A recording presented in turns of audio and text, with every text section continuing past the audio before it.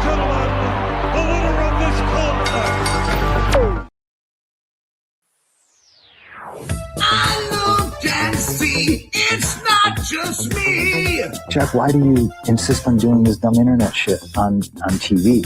I look and see, it's not just me. This place is a fucking joke, man. You're a clown. I quit. So many of us have stood where I stand. We are the young, so raise your hand. So many of us have stood where I stand. We are the young, so raise your hand. They call us problem child. We spend our lives on trial. We walk an endless mile. We are the youth gone wild. We stand and we won't fall. We're one and one for all. The writing's on the wall. We are the youth gone wild. No. It doesn't make logical sense. But it makes yes, of course. But it makes wrestling booking sense. Of course, this makes no sense. Of course, okay, it makes no sense. However, in pro wrestling booking, which often makes no sense, you would do that. It's about making money. It's not about anything else. Wrestling's always been about making money first and foremost. That's it. Yes, I look and see, it's not just me. Last weekend was the greatest weekend in AEW history. This is the greatest week. I look and see, it's not just me. Security, my safety, my life was in danger at a wrestling show. So many of us have stood where I stand. We are the young, so raise your hand. So many of us have stood where I stand. We are the young, so raise your hand. They call us problem child. We spend our lives on trial. We walk an endless mile. We are the youth gone wild. We stand and we won't fall. We're one and one for all. The writing's on the wall. We are the youth gone wild. They call us problem child. We spend our lives on trial. We walk an endless mile. We are the youth gone wild. We stand and we won't fall. We're one and one for all. The writing's on the wall. We are the youth gone wild. Living wild. Yeah. If you're familiar with how we do things often here on these Wednesdays, it's a lot like one of my favorite movies, Time Cop. What? Fuck you. Fuck you. Yeah. God damn it. Yeah.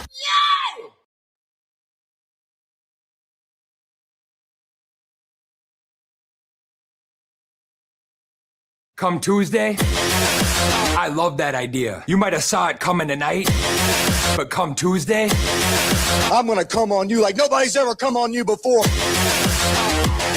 Brutus, this is incredible. What a package.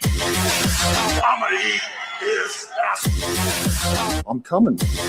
I'm just gonna come as hard as I can. Look at it backside! Look at the size of that ass! I am sick and tired of playing around with kids. I mean, for God's sakes, I came. I don't come. What exactly is a female dog? It's called a bitch, is the term. I'm Ricky Morton. I'm from the old school. And when it comes to getting down, they say I'm the best in town. Biscuits and gravy. Dick. Balls. Pussy. Ass. Booker, I want to have sex with your wife. It's sexual, baby. Perverted sex. Bestiality sex. It was so bad that my balls were black. And my dick. Yo, homeboy, welcome to the hood, brother.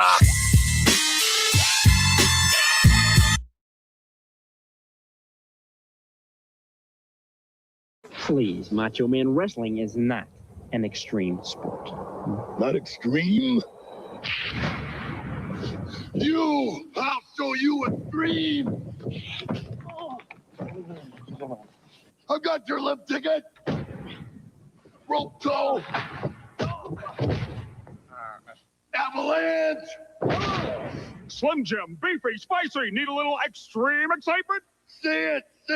Snap into a Slim Jim.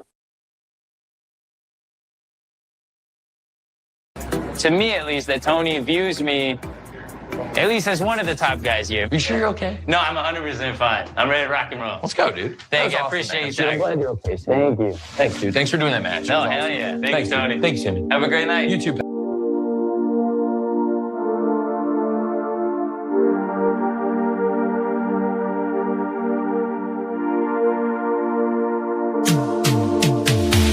Every booking is golden, you see. Perfect cards crafted for you and me. Yeah, the best guys, Tony Khan, is true. Triple cup, best damn booker in the land. 3 red cups stacked up, always in command. Triple cup, living legend of the fight. Just a call away from making it right. Never see him back card, no way. Got the whole roster locked in for the day. A Crimson Tower of modern art. Triple cup. Triple cup. Every booking is golden, you see. Perfect cards crafted for you and me. Yeah, the best guys, Tony Khan, is true. Triple cup.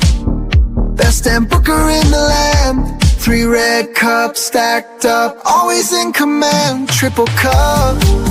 Living legend of the fight. Just a call away from making it right. Never see him back card, no way.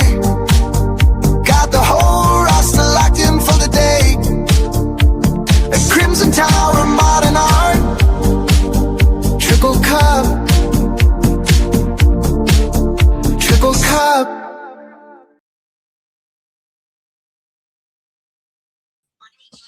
Ooh, what's happening, guys? Welcome to another eclectic edition of PWT Live Show. I am your host, the infallible Phil Marks. Fucking Mark! That's my other channel, youtube.com/at Phil Marks Out. If you want to hear me talk about pop culture and whatnot. Ladies and germs, we have a ton of drama tonight, okay? It is drama galore tonight. Make sure you hit like, make sure you hit subscribe, make sure you get your super chats in, make sure you become a member, make sure you gift a membership if you're into that sort of thing. If you're into sharing, I don't know what you're into. I don't judge. And that's how you can support the show, or check out my other channel, or patreon.com/ProWrestleTimes. I'm, of course, Phil Marks, and I'm here. We have a glorious show lined up, okay? And so, as you can see, the title indicates Tony Khan burner account exposed. There's Royal Rumble chaos. AEW Dynamite is live. There's a lot more than that, right? The Dynamite ratings, again, like I said on the member show, I'm terrible at clickbait. The ratings are being hidden by dirt sheets. We have fucking everything's got blowing up, man. We have people just deleting, mass deletion of sicko accounts, pretty much vindicating everything I've fucking said since the inception of this live show about sickos. We have Dynamites on. We have fucking a bunch of stuff, and I'm already cussing. I'm already going crazy. So you don't want to miss an inch of this show. And we're going to get into it. So, guys, we're going to start with some light news, just to kind of warm up, just to kind of get the gears going. And then we're going to get into all the main dramas, I know why you guys are here. I know what you guys want to hear me break down and talk about. And boy, are we going to do that. As people file in, I hope you've all been doing good. What else? The Royal Rumble's upon us. And who would have thought, like, there wasn't a proper meme, but I wanted to put a tweet out saying, like, yo, me just trying to enjoy the Rumble week. And then, like, the guy with the pizza walking in maybe would have been a good meme. He walks in with the pizza and the whole house is on fire or whatever. Maybe because it's like, dude, the IWC is just on fire. Everyone's melting down about Triple H's video game cover.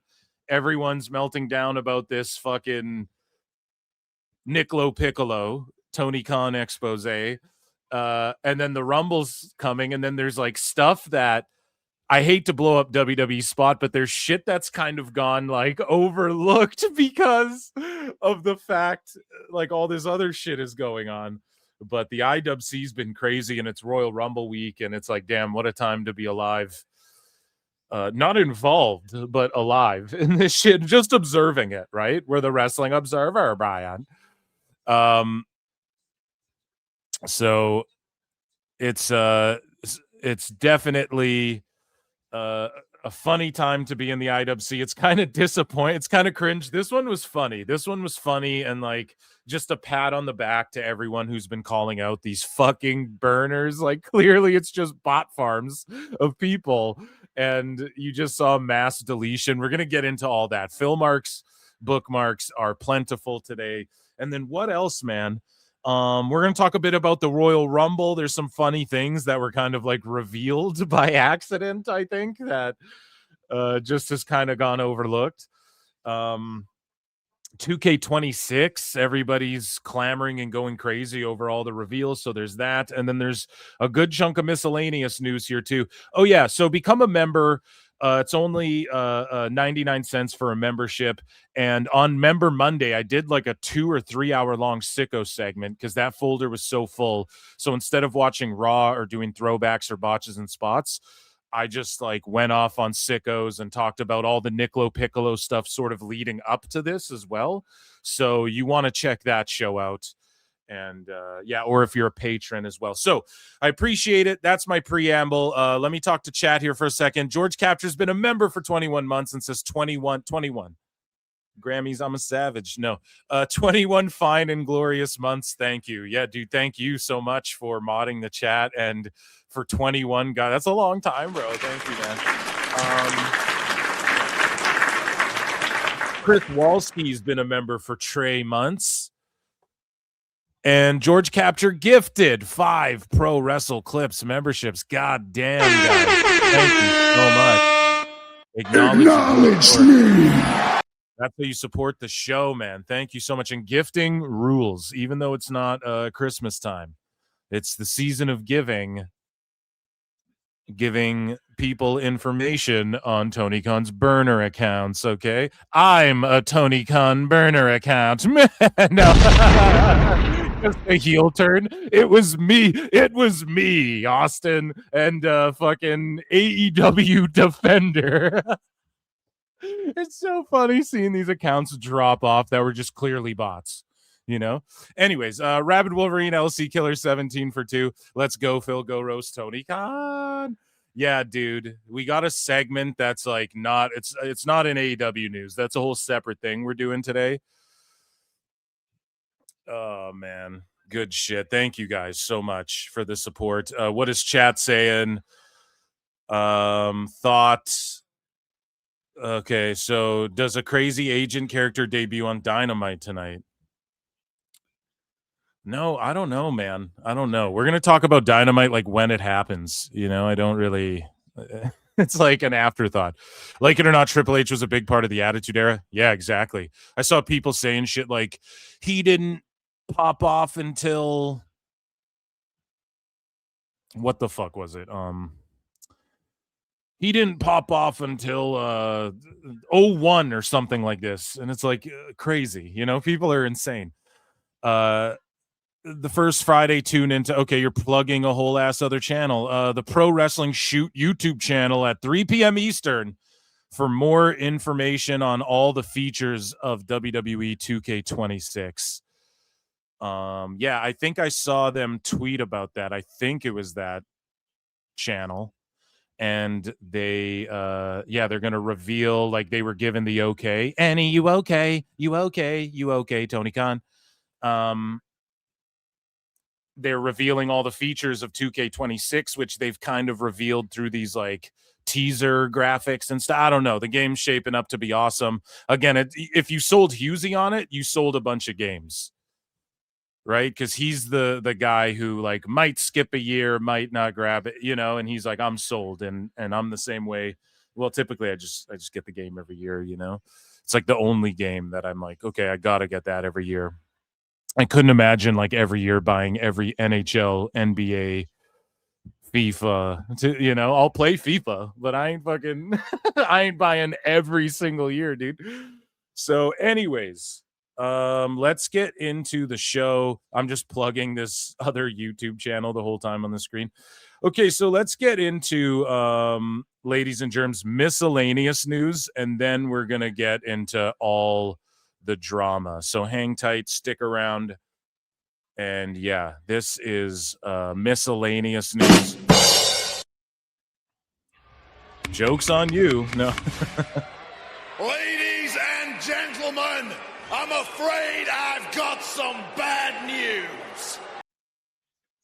So here's a guy named Joe Lando, and he is what I'm trying to do in miscellaneous news, guys, is I'm trying to like showcase more highlights of indie talents and stuff just before they get ID'd, or maybe they are ID'd or whatever. I just want to like put some shine on people because it's become largely just like ex-WWE people shit, and it's like, well, that kind of maybe indie news gets its own folder. I don't fucking know. We'll figure it out. Phil Marks bookmarks will lead the way, and I'll do what they tell me. But as of now, Joe Lando, he's Europe's premier high flyer. Enzo, what's it? Lando on the ropes. Oh, gets caught. He got on it. Enzo, what's it?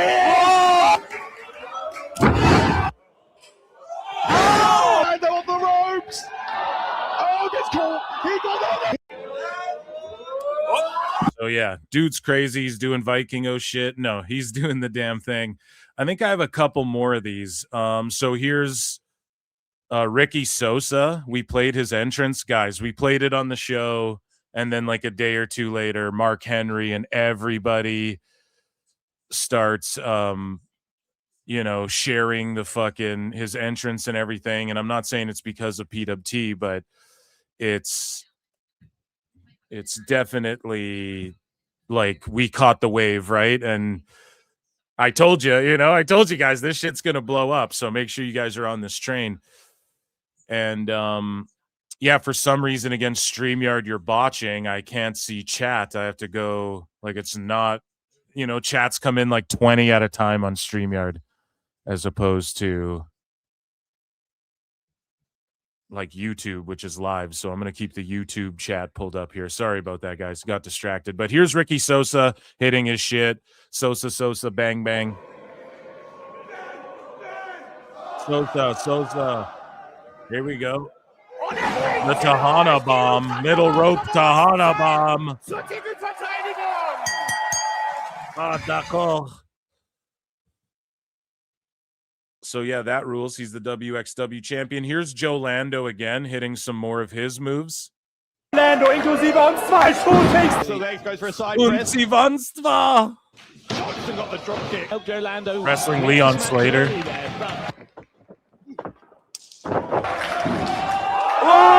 Maybe for the suplex. Caven went for the kick. Lando survived several title defenses.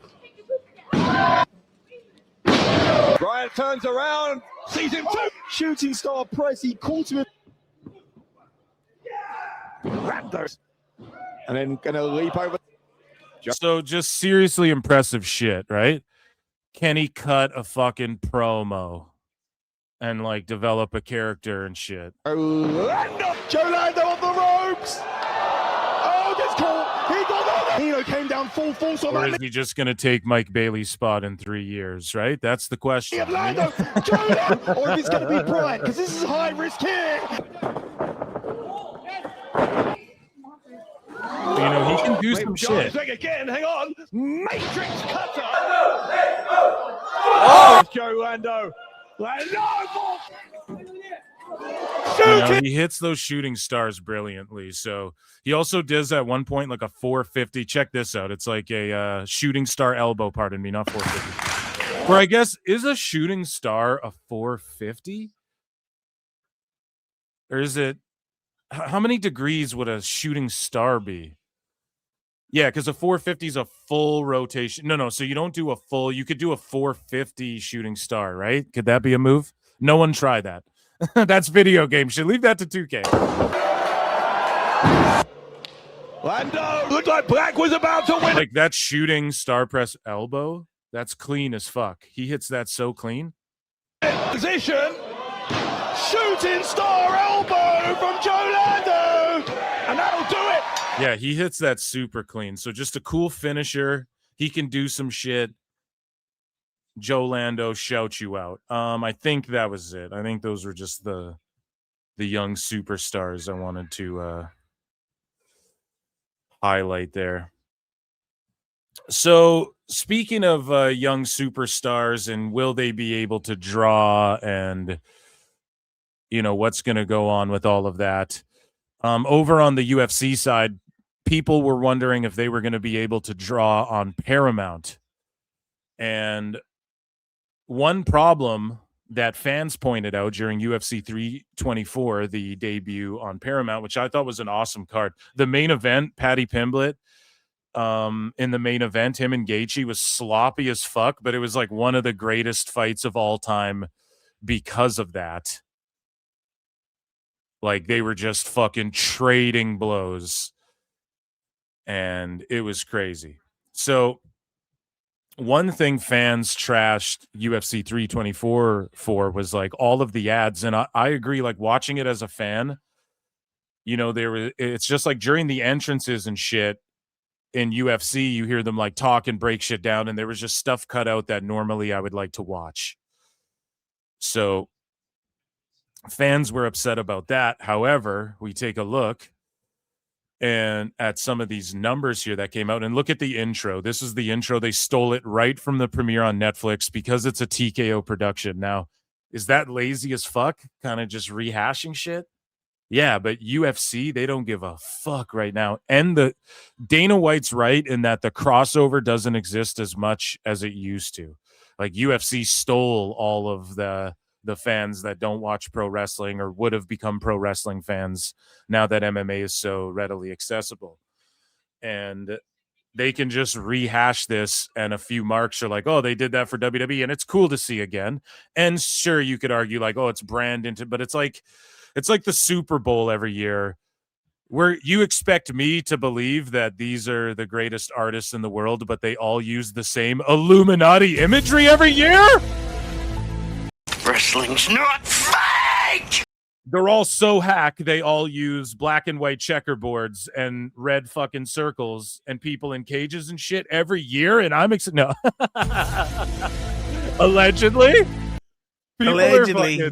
If you guys are getting ready for the Super Bowl, you'll know that, and if you follow, like, football fandom on X and stuff, you guys will see, like, a bunch of people are, oh, football's fake and all this shit. I don't know. I'm trying to be funny here, guys. It's a comedy show. So the Netflix and Paramount, they did the same shit. It's both a TKO thing. Is it a bit of a hacky cop-out? Yeah, it would have been cool if they did something different, but also when the building's that sold out, what do you honestly do? People say, look, Pride FC in Japan put on crazy big stages and all that shit, but that was also to fill out the arenas that weren't entirely sold out. UFC has the same problem, quote unquote, as WWE, in that they're just selling out. It doesn't matter what they do or where they go or how much the tickets are. People are going to fucking buy them. And then they just give away a large chunk, which doesn't hurt them. I'll never hate on any live event for giving away some comps. Like that's part of marketing and things like this. That's part of like networking and stuff. And that's part of, yes, we're going to fill out the arena or do something charitable or at least make it look that way on paper, So I'm not against that at all, but, these buildings are packed. Like it's inarguable with UFC. Anyways, let's watch the intro. It was really epic.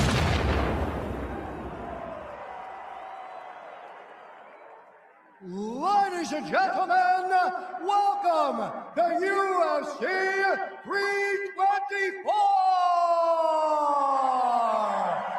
And welcome to the... So, like, I'll get sniped by Paramount, but you guys get the idea. And then the very first fight on the early prelims on Paramount, Bruce Buffer introduced the guys backwards. So he introduced the blue corner as the guy who was fighting out of the red corner and vice versa, even though the graphics matched with who the guys actually were. So he botched His very first fight on the prelims is pretty funny. But anyways, I'm spending a lot of time on UFC. I'm sorry, guys. We're getting into the pro wrestlings, but it does matter. Dana White reacts to the frequent ads during the Paramount broadcast, and he says, I haven't seen it yet, and all of this is a work in progress. It's $8.99. You're not paying fucking however much more. Yeah, I think pay-per-views were like, what, $79.99 for the HD or whatever the fuck. These guys have got to make some money too. So there's no pay-per-view, so they're going to sell a shitload of ads. You had to expect that with Paramount. You had to. And this is why it's not even getting away with it. I understand, but UFC 324, like as a fan, I'm like, fuck, man, everything needs to be cheaper. Speaking of like other Twitter spheres, there's a big movement of people as well online who are like, dude, concerts and shit should not be, it's a way to connect with your fans live. Like it should not be this fucking expensive to,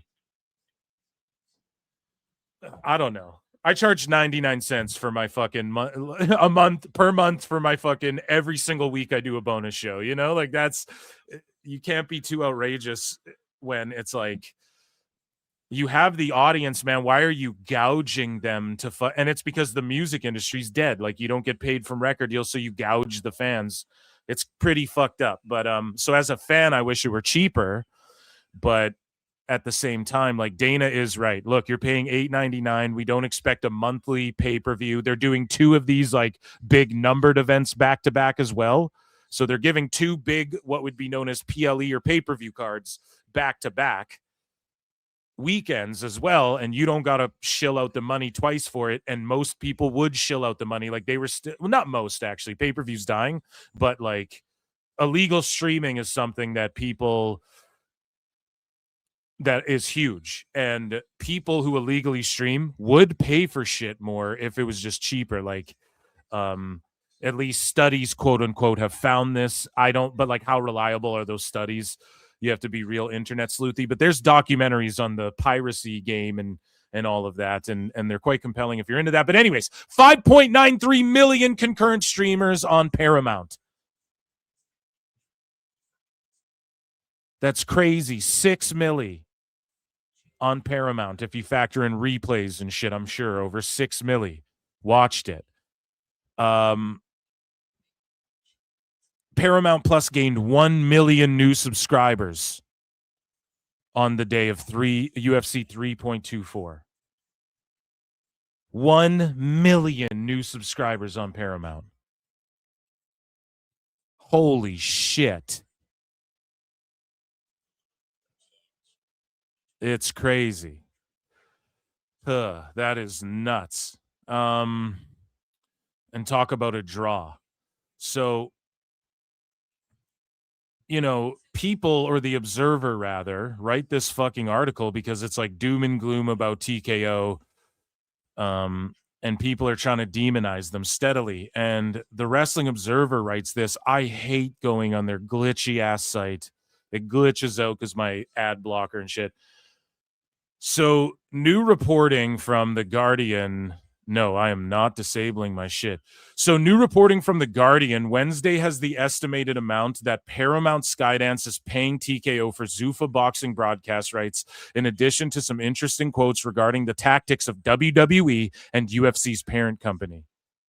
Longtime boxing writer Thomas Hauser delved into the emergence of the new Zuffa entity and the concerns around fighter pay that have been a part of the conversation around UFC for years. Yeah, well, notice this fucking boxing shill never gave a fuck about this until Dana White moved into boxing, though. Why didn't this asshole care about fighter pay before? You know, but so they're hating on Zuffa, which obviously all the boxing people are right now. But then the Observer just jumps all over this. TKO and Zuffa play hardball. They're very good at instilling fear. The fear of what? They were banned from New York forever. Okay? And they fucking had to, the fear they instill is, dude, we shift economies and shit. Like, if you don't want us to come back here, then don't do business with us. I mean, is that instilling fear, or is that just saying, like, look, now I'll be honest, Dana White and his texts and shit have leaked before about fighters, and I don't think they instill fear in the fighters, but they talk mad shit and are very blunt about things. Like, I would not want to work for these dudes. But yeah, it's just they want to relate it to like mobster tactics, and you're seeing all these weird like hit pieces, and Dynamite ratings aren't coming out, and they're the lowest ever amidst like all of this drama surrounding Tony Khan, which we're about to get into. So another story that came out, I guess, that related to WWE and stuff. The McMahons say John Doe anonymity will unfairly hinder their ability to find witnesses to clear them in the Ring Boy lawsuit. WWE takes no position on pseudonyms. So basically, they want one of the Ring Boys in the Ring Boy scandal to not be anonymous anymore, because them being anonymous like hinders their ability to fucking whatever. I don't know, dude. Vince McMahon's like a billionaire and shit. I say protect the guy, because as we've seen recently with billionaires throwing tantrums, you know what I mean? It doesn't I don't think it always pans out for everyone The best involved. guys, Tony Khan. So yeah, I would say Vince, fuck off. Just at this point, man, pay the fucking people and move on, or don't. Like, I'm just tired of hearing about Vince. People now with the big man shit going on in WWE, is it Vince? I don't know. Neither does Lex Luger by a country mile. Lex, you don't know. Is it you, buddy? I don't know. Hey, I don't know either, but if it's Vince, I don't know if it's Vince. As a fan, I'm gonna be like, oh, come on now, Eric. I might fucking like, I'm not gonna skip an episode. Maybe people will tune in, but I'm gonna throw my hands up. Like, I don't want to see him on screen with this Pepe Le Pew ass haircut. I don't want to see him booking shit, pitching creative. We need to move on from Vince. Like, just all around. It's not gonna. I know some people are like, I like how Vince used to book stuff and he was a better booker and shit. That's fine. No 80 or 90-year-old man is gonna do this shit again. We were talking about Dana White. Look at him and the way he is with UFC. Like, he could not give a fuck. He's not enthused about the match. You can tell he clearly wants certain people to win. In WWE, that's kind of the point. Like, you want to book, it's kayfabe. But it's like, he just launched that movie production company and shit. I just don't want him around wrestling. He can just stay the fuck away. It's a mess. He gets people in trouble. Just don't do it. But I think has nothing to do with Vince and them doing this. Oh, the big man, the higher up guy, is just like an obvious swerve. And I could see them bringing in like a commissioner, like one guy who oversees both shows, to make sure Aldis and Pierce are running shit properly, because there's been a lot of chaos and stuff, but it won't be Vince. It's just sort of it is smart to like make people go, is it Vince? Is it Vince? Then it's not. That's the swerve. And it's the obvious smart choice, but it's a good way to like work people up and get them into fucking, into discourse online and keep people talking about Raw, hashtag Raw, hashtag Raw. You just want people talking about it every single day. Just like on Netflix, if people are watching Raw every day. In Canada yesterday, I was going to put on Star Search. Raw was still number one in the country. So hit likes. Hit the like, ladies and gentlemen. It's the free way to support. I appreciate you all so much. If you're on X, hit heart or retweet or whatever. And yeah. Shout everybody out for being here. So Marissa McMahon, speaking of the McMahons, the wife of Shane McMahon, has just been nominated for an Oscar. She was a producer for Train Dreams, which has been nominated for Best Picture. Train Dreams was also nominated for Best Adapted Screenplay, Original Song, and Cinematography. So there you go. She crushed it. And in other like WWE adjacent news, former WWE star Braun Strowman hospitalized with sudden knee infection out of nowhere. So that's not good. And that's what happens to these big guys.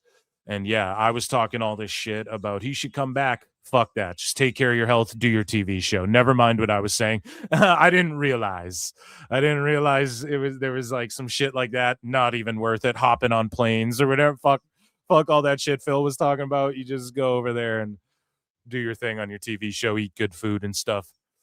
And so the Hulkster, brother, his estate has been named in a $10 lawsuit again. So lawsuits and shit going on. It sucks because he's passed away, but his beer, the Real American Beer idea, was stolen. Karma Holdco, a company that specializes in celebrity endorsements, licensing, and branding, filed the lawsuit this past Thursday, allegedly, that Hulk Hogan's estate owed for a breach of contract. The Real American Beer line that launched just months prior to Hogan's death last July claims that Hogan conspired with another company to launch the beer while he was a brand ambassador for Karma. Former employees have been accused of stealing materials used to pitch to the rival company. Karma sued the rival company last year and accused them of poaching Hogan, but the company had denied those allegations, saying they are meritless. They said the company never developed. So it's like Pop-Tarts or whatever. It's like the original Pop-Tart that was there for. You guys watch that movie Pop-Tarts or whatever? It's like I don't remember what it's called, but it's like a parody of the feud kind of that went on between those two companies, and he took the idea, went somewhere else, ran with it.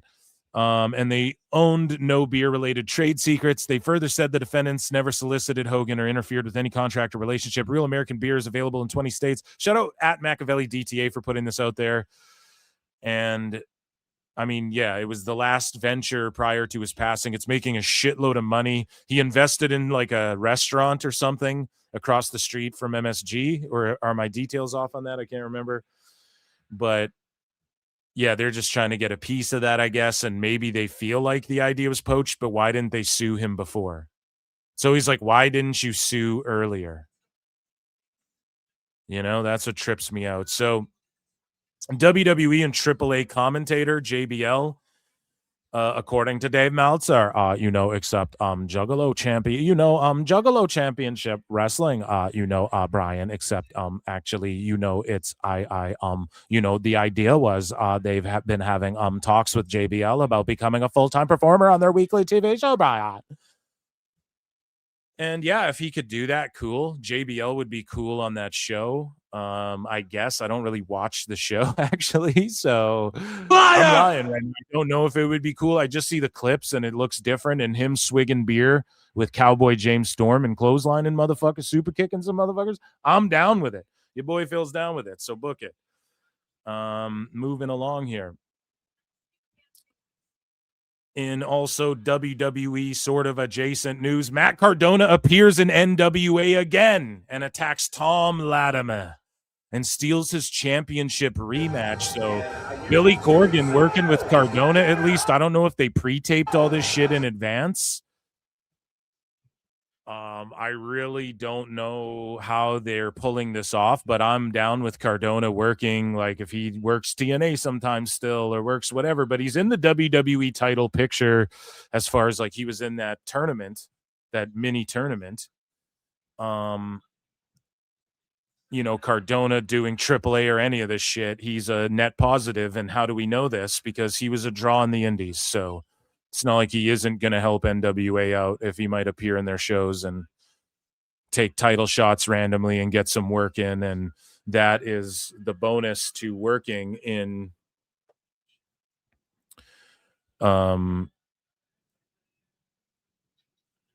WWE right now in the current landscape, is you can work, I guess, for places like NWA. Billy Corgan tried to pitch NWA as we'll be a feeder for WWE, but I just don't know if they were into it or not. And then speaking of NWA here, Natalia Markova defeats Shotzi Blackheart to retain the NWA World Women's Championship on Power. Shotzi doing work too. Wow! Into the cover! What a fight! The winner of this match, and still NWA World Women's Champion, the Crush, Natalia Markova. So good for Shotzi. Like, again, I'll say she's drawing. Like, I don't know. I'm not pocket watching these fucking independent bookers, but I'm sure she gets booked a lot for a reason. And you know, if she's drawing, that's awesome. And then she's like she's putting over Markova. Like, that's the right thing to do. I like Shotzi a lot. She really won me over time. Roger over. But there was a time where I was like, dude, Shotzi can get out of here. Like, she's dangerous in a way where it feels uncontrolled, where it's not like a Jeff Hardy. It's like she's really going to hurt someone or herself. And I just wasn't the biggest fan, but she's won me over just over time. Like, the Chemical X shit was awesome. And then, you know, her on the indies, like, she's really been helping some of these indies out and putting over the right people. So that's good stuff. Good stuff. And NWA doing good stuff. Speaking of WWE adjacent stuff as well, I think this is the last one. Mark Miro was asked many times what wrestlers actually make in royalties from WWE. Maybe this should have went in the throwback segment, but he got a $71. I mean, that's better for being in some of these shows, dude. So Mark Miro in 2019, this guy made $42 or $71 total royalties paid for Monday Night War Volume this and Volume 2 and the true story of this and the evolution of whatever. Now, that's pretty good, man. There's people who do TV shows that get royalty checks for like 2 cents and shit. So that's actually not so bad, you know, by a long shot. So we got a few left. I'm trying to breeze through these today, guys, because I know what you're here for, and I'm trying to fucking get to the stuff. So the meat and potatoes. So New Japan has announced that Evil will be leaving the company, allegedly going to WWE. I guess he's dating Io Sky, so we'll see. He will be there. I assume to also work in Noah / NXT, Raw, SmackDown, wherever they need him if he signs. And he could be a threat to the world title. Fuck around. I know Dave hates Evil. I know Dave hates on him, and so Tony hates on him, but like, it doesn't matter just because those guys hate on him. What is Evil not good? I was always into Evil. When he became world champion, I know a lot of Nuge fans turned on him too, but it's like, hey now. Like, he has size. He can he does all this House of Torture gimmicky shit. I don't think he just helped get that Aaron Wolf guy over. The whole faction did, or a handful of them helped get that guy over at Wrestle Kingdom. So it's quite interesting that all of this hate, again, just a bunch of people are hating on this fucking guy. It's like, well, let's see what he can. I don't care that he's 40. Let's see what he can do, man. I believe that guy fighting Roman Reigns or Braun Breaker or any of these guys. Now, is it like bring him in and push him? No, like, his booking's got to be on point, or else what the fuck are we doing here, right? They got to come up with something good. But like, also they're blowing Noah up. So could he do a couple matches in Noah and then work in WWE and be like a Rusev? Rusev's semi part-time-ish, and you know, they signed him for a couple years. What if they fucking sign Evil for a couple years? I ain't mad at that at all. So speaking of a guy who should get signed for a couple years, man. Well, in Japanese wrestling first, actually. Saya Kamatani screams, please do it quickly. And Kenta Kobashi, that's what she said, literally. Oh, go! Kamatani screams, please do it quickly. And Kenta Kobashi chops her into a wall. This is funny.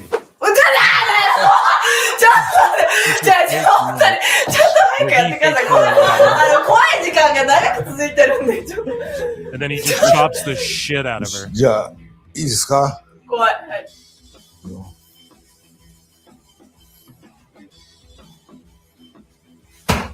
Oh.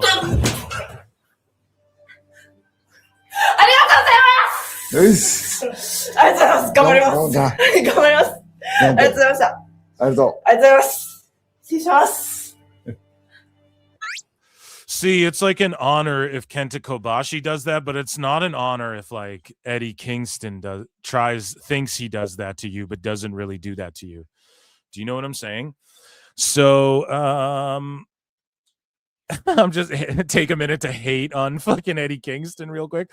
Speaking of people who want to come back to the WWE, Enzo Amore dropped this video.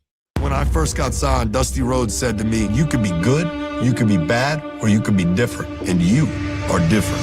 My name is Enzo Amore, and I am a certified G and a bona fide stunt. And you can't teach that! He's a one of one on planet Earth. 8 billion people, there's one Enzo. And I'm the realest guy in the room, okay? All the years I kind of worried about him. Is this a fucking documentary about the kid or what? He wouldn't find his place. I think he's older than me. I don't know. I called him. He did it. Like, holy. And right away, this guy shoots to the top in popularity. He was a moneymaker for him. I think they did 7 or 8 action figures within a period of like a year and a half. For that year alone, we sold the most merch. They had something special. Yeah, who the fuck? Oh my God. Why has nobody put those two together? Why has nobody put these two motherfuckers back together in a company? It drives me insane. With their entrance. A lot of these guys don't have that. Enzo, he's just got that thing. It's a dude in WWE, a smaller dude, but man, he captivates an audience. How you doing? Enzo wasn't a big, huge guy. He could perform and get people to like him, get a crowd over. He was everything that they needed. You become a star in that life. It's hard. Drizzy Drake. What the fuck just happened? Their right mind is going to think, this guy lost his job and he never got a phone call from a detective. This guy don't want him to be there anymore. Yeah, I think Enzo's situation is cooked, and I think that if they went to bat for like a Matt Riddle, I think you could go to bat for Enzo, but also he caused problems like in the tour buses and shit. So unfortunately for Enzo, it was more than that. He kind of pissed a lot of people off. There's stories Roman Reigns kicked him off a bus and shit like this. They like left him in a fucking town and stuff like this. Or maybe that was Matt Riddle. I can't remember, but there's more than that goes into it. And then also the situation where him and Cass like did too much in Ring of Honor and like worked that shoot with Tama Tonga and those guys, like the New Japan guys, and then that became nothing, and Bully really was like, yo, you guys are doing too much. Some people say that was a work to this day, but then Enzo and Cass didn't do anything after that, and then Cass had his health issues. They turned shit around. I would bring them into any company right now as a tag team. If you're Tony Khan, well, actually, Tony Khan should avoid all controversy right now. I don't think he had real alliances in that company, and I think he felt very much like an outsider. So, I don't know. Check out this documentary. Watch that in full. He tagged WWE, and then he dropped this 9 hours ago. Thank you all. This is the hardest thing I ever had to write. Why am I writing this song? So he dropped a new song, and he's just like, he just writes this explanation. I'm not going to read it all. You guys go and check it out. Cool story, bro. No, listen, I would take the time, but this Misc segment has been going long, this indie segment, and I want to get into some stuff. And so just Enzo's making a plea, come back to WWE. I think him and Cass, who knows when Cass's deal is up? He could have just re-signed, but I want to see them reunite in WWE. So Vampiro, speaking of reuniting, he brought back the twice fired Mickey Knuckles to join JCW, and she will face Cactus Mike. So Vampiro, a guy cosplaying as fucking Cactus Jack, Cactus Mike, and then Mickey Knuckles comes out. 2025, Aunt Mickey has returned again. And Mark, there's no violent shame to watch over her and make the tough calls like happened earlier last year. And so she's like ultra violent, and there's an interesting video. We should EFAP. We haven't done a Grapple Vision EFAP in a while. We're going to do that. He put together like a video about Mickey, like explaining when her and this deathmatch promoter like went off script and like really started maiming a guy and just beating his ass down, and like the kids, like the promoter's kid got in on it and was like beating up for real this indie wrestler. who I don't know what he did. He like no-sold some shit that really hurt him or something. I don't know. RAF, I should have talked about this earlier, but they announced with Fox Nation a long-term extension for RAF monthly premium live events.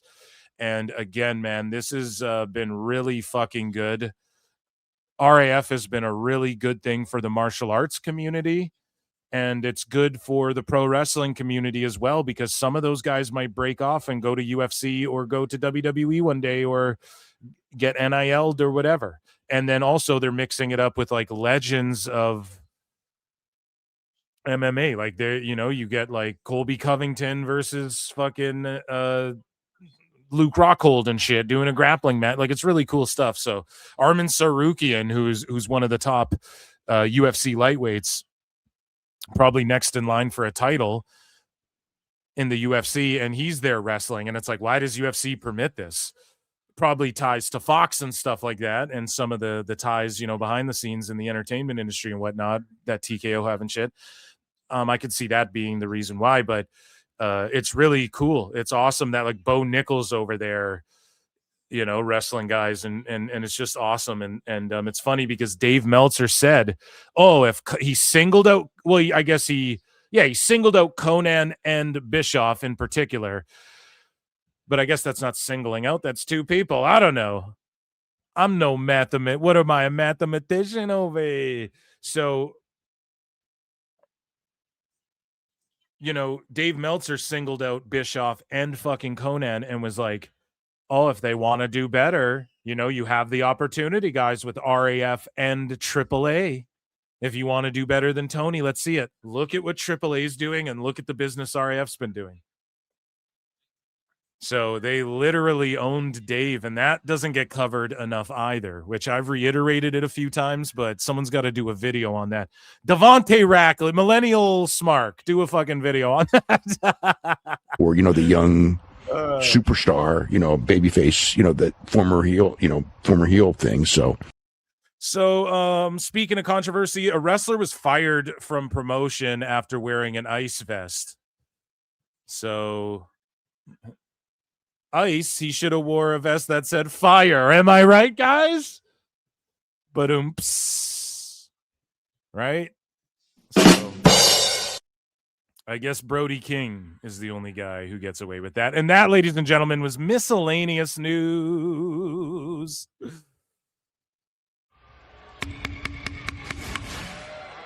Ladies and gentlemen, I'm afraid I've got some bad news.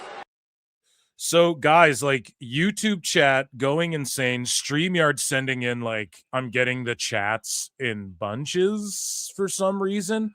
All good. Awful Wrestling for 2 says, shout out the PWT universe. Miss you, Philly. Dude, shout you out, and I appreciate the support. Acknowledge me. I appreciate the support, motherfucker. So what is chat saying? And guys, yeah, hit like, hit subscribe. If you're on Twitter, hit the heart, hit the retweet. Shout out Awful Wrestling. And yeah, show support. Hit like if you want to. But yeah, you guys can super chat in or gift a membership. Become a member for only 99 cents. I do like member shows every week. Last one was a drama stream. It was just like 3 hours of sickos. So it was a fun time. So I'm sure if it's fuck Ice, he still have a job. I thought you meant you fucked someone. Whoa, chat. What are you? Big Boss Man would be so canceled. Yeah, dude. That couldn't even be a gimmick. If it was 94, Vince would be like, I know, you're an ICE agent. Get out there. I don't think UFC sees RAF as a competitor. No, not at all. But they see them as we could get some good amateur wrestlers out of here if we work with you. Exactly. They're not a competitor, like you're pointing out. That's why they'd be on Fox, right? But also will help you grow, because maybe we'll work a deal out where your fights go on Fight Pass. Or, oh, you're proven on Fox Nation? Yeah, okay, let's do it on Fight Pass now. RAF on Fight Pass, and we'll some amateur wrestlers will come. Amateur wrestling's probably the best bait, or it was for a long time. I don't know if that's, I think just kind of having all around game the number one thing in MMA is just cardio and endurance. Those are like the two things. As if you guys watched UFC 324, those motherfuckers threw all technique out the window except for in the grappling department, Pimblett and Gaethje, and they just fucking threw hands. One of the greatest fights ever, one of the worst fights ever at the same time. Both things being true at the same time. So I don't know. Just having endurance and cardio is the best weapons, but then I'd say being able to grapple somehow. Like you can learn hands. If you're like an elite wrestler, you can just, like Gable Steveson, you can just train hands for the next 3 years. You're not going to forget how to wrestle. You know, you just start fucking training hands. And so UFC's probably looking at that. Bo Nickel was incredibly successful, and he's a good amateur wrestler. Look at Brock Lesnar, right? He just walked in there, 0 hands, fucking became world champion. Like, and I know it's a different time, but he still came back at 200 and beat Mark Hunt. It's not like Mark Hunt didn't take out wrestlers and shit in the past. So interesting. Sorry, this is Pro Wrestling Talk, so let's get in. Sassy Gill gifted 5 Pro Wrestle Clips memberships. Oh my God. Thank you for the huge support. We're going off today. Let's get into the juice. I know why. Let's wheeze the juice. I know why you guys are here. And everybody acknowledge Sassy Gill. Thank you so much for the big support. I know why you guys are here. So we are getting this ready, or I am getting this ready, rather, because it is time for some madness. Okay. Now, I don't know if this is a sicko segment. I don't know if this is what segment this is. I acknowledge you. Thank you so much for the support, Sassy Gill. And I appreciate you. Hopefully some people hate watching get those. Hopefully some people who love the show and really want member show access get those. Thank you so much. It's like the Jelly of the Month Club today, Griswold. Okay, so I have to keep, this is so fucking annoying, but it's going to happen. So we're headed over here. We're going to wheeze the juice here. And this is a segment called The Best Guys Tony Khan, but I need to pull up YouTube chat because StreamYard is like giving it to me in batches for, you know, like 18 will hit all at once. And I'm like, oh, okay, here's a bunch of fucking chats. Guys, there's like 180 watching on YouTube. We're at 57 likes. What are you guys doing? Come on. So I'm going to end the poll in the chat. Ladies and gentlemen, this is a segment called The Best Guys Tony Khan. The Best Guys Tony Khan. And so if you're a member, you know, on Member Monday, I covered everything leading up to this moment, okay, on PWT Members Only show, and it's not getting clipped. So just fucking become a member, go and watch that if you really want the details leading up to all of this. But obviously, you guys know that Nick LoPiccolo has been in battles with people in the IWC, and he has had all of these sickos go after him, and a lot of the typical accounts that we all know and we have muted and shit. And we're like, dude, this is like robot activity, right? And so, you know, Nick has always maintained like, okay, Tony's sicking people on people and stuff. Probably. I don't know. I'm not saying he's doing that to me, but now he's pretty much just like the door's wide open. It's obvious what happened. And I mean, we've covered it here a bunch of times, and I've speculated on this a bunch of times, so much so that we've talked about fucking, your boy Phil's talking about like fucking dead internet theory when talking about AEW and shit, because it's like, dude, it's just bot farms and all of this shit, right? The Best Guys Captain Ron instead of Tony Khan. Oh my God. And so I put a poll in the chat, and I asked you guys, do you think Tony Khan, let me read it. Tony Khan, I asked you guys, do you think Tony Khan has been using burner accounts to attack people who don't like AEW? Just front and center back, right? This is all allegedly too. Like, none of this is real, and I'm just asking the people, okay? Like, allegedly. 91% of the PWT universe agrees with each other. Now, that never happens. I'm talking we poll matches and stuff, and even if one person or option wins greatly, usually it's not by this much. This is like a unanimous decision. 91% to 9% say yes. It's likely he's been doing that, or at least like engages with them and is in contact with them. And also, it's not a coincidence like that they all use the same rhetoric, like talking points, like they're in group chats together. That's the shit I fucking theorized at the least, because I try to give everyone, you can call it fence sit and fill, but I try to give everyone the benefit of the doubt. And it's like, okay, well, look, at the least these guys are all in group chats. Tony responds to some of these. So does Dave. We were about to look. Dave's responding to some of these glaringly obvious sickos and shit, right? And so, and not even glaringly obvious, like some of the accounts that have been deleted, Dave responds to these motherfuckers, right? And so, yeah, that's the, okay, we'll share this one because I uploaded the fucking, or updated rather. Okay, so, you know, I try to give everyone the benefit of the doubt. We've seen Tone respond to people, but it's not a coincidence that, like, the dirt sheets as well, like they get co-opted and they hide results and they fucking, like, the ratings haven't been coming out all of a sudden when AEW's doing, when fucking AEW's doing collision numbers on Dynamite, all of a sudden the ratings are getting hidden. The dirt sheets don't want to fucking talk about it. The you know, the dirt sheets aren't sleuthing out the numbers. Dave's not a TV expert anymore. He's not like studying and learning and can't wait to expose shit. Meanwhile, the early Raws and stuff, they just leak everything out there.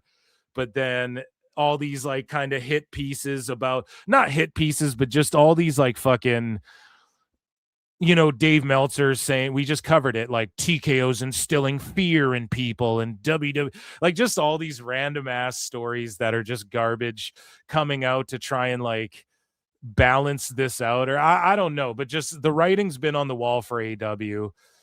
I mean, you know, Nick LoPiccolo, he gets, well, they're saying he got fired. Other people are saying he left. Deadline wrote an article saying he left. I pointed out on the member show, another lady left Paradigm with Sydney Sweeney. So like, that's the biggest star in the world, one of them right now. So it's not like these things don't happen. So, you know, but some of these sicko accounts came out and were like, we knew it was going to happen. Like some of these sicko accounts were like, how come we seen the emails and you got fired for fucking, you got a talking to and all this stuff. And then it turns out the main dude saying this shit is like a Tony Khan burner, because once Nick called him out, the guy just scrubbed the internet of his existence, or like scrubbed Twitter of his. And then a bunch of these accounts, I think like AEW Defender and shit, like they all just start disappearing. And it's like, what are the odds of that? Like, that's the most suspect thing. Right? So when these fucking sickos falsely dox Nick LoPiccolo, and he's like, well, that's not me. That's the wrong guy. I'm not that tall or whatever the fuck. He didn't like mass erase his shit because he's like, that's not me. Right? But then when he calls out, we're going to get into it all because it's so funny. Okay? It's so fucking funny. It's so egregious. And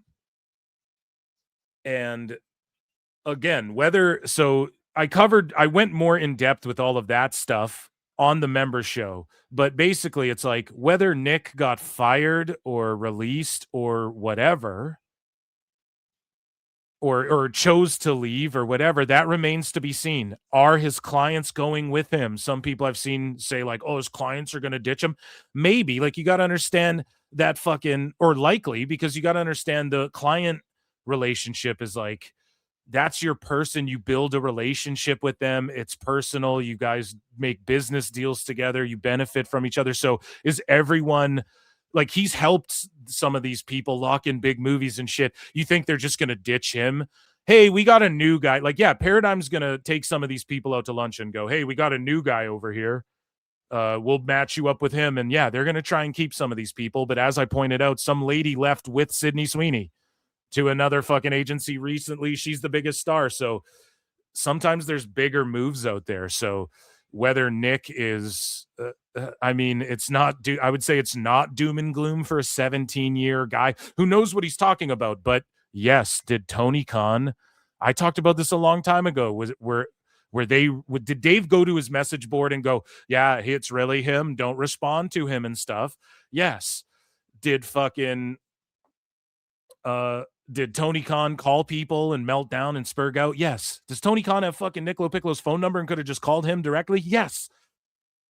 Right? So it just got messy, and it's not a coincidence that every time AEW has a vendetta against someone, all the sicko spurgs come out and fucking, it's like a cult. We've said it a million times, and I've even talked about this. A lot of people have talked about it. It's just bot farm, fucking bot followers. You look at some of these fucking, anyone that makes you go, are they a sicko? Or like a wacko? Is this like a weird account? You can like tell by who follows them and shit. It's just all, it's body. Okay. And it should be called out. Right. So, and for sure, Tony, like Brian Alvarez talks about this shit all the time. Tony's on Twitter all day. He's on Twitter all day. He's booking for himself and Twitter marks and stuff. He's on. So you don't think he's got burners and shit himself? Like, come on, man. So Nick LoPiccolo accuses Tony Khan of retaliation after WBD deal criticism. So it's that, and a lot of the sickos are going after Nick LoPiccolo saying, oh, because there wasn't catering in the building.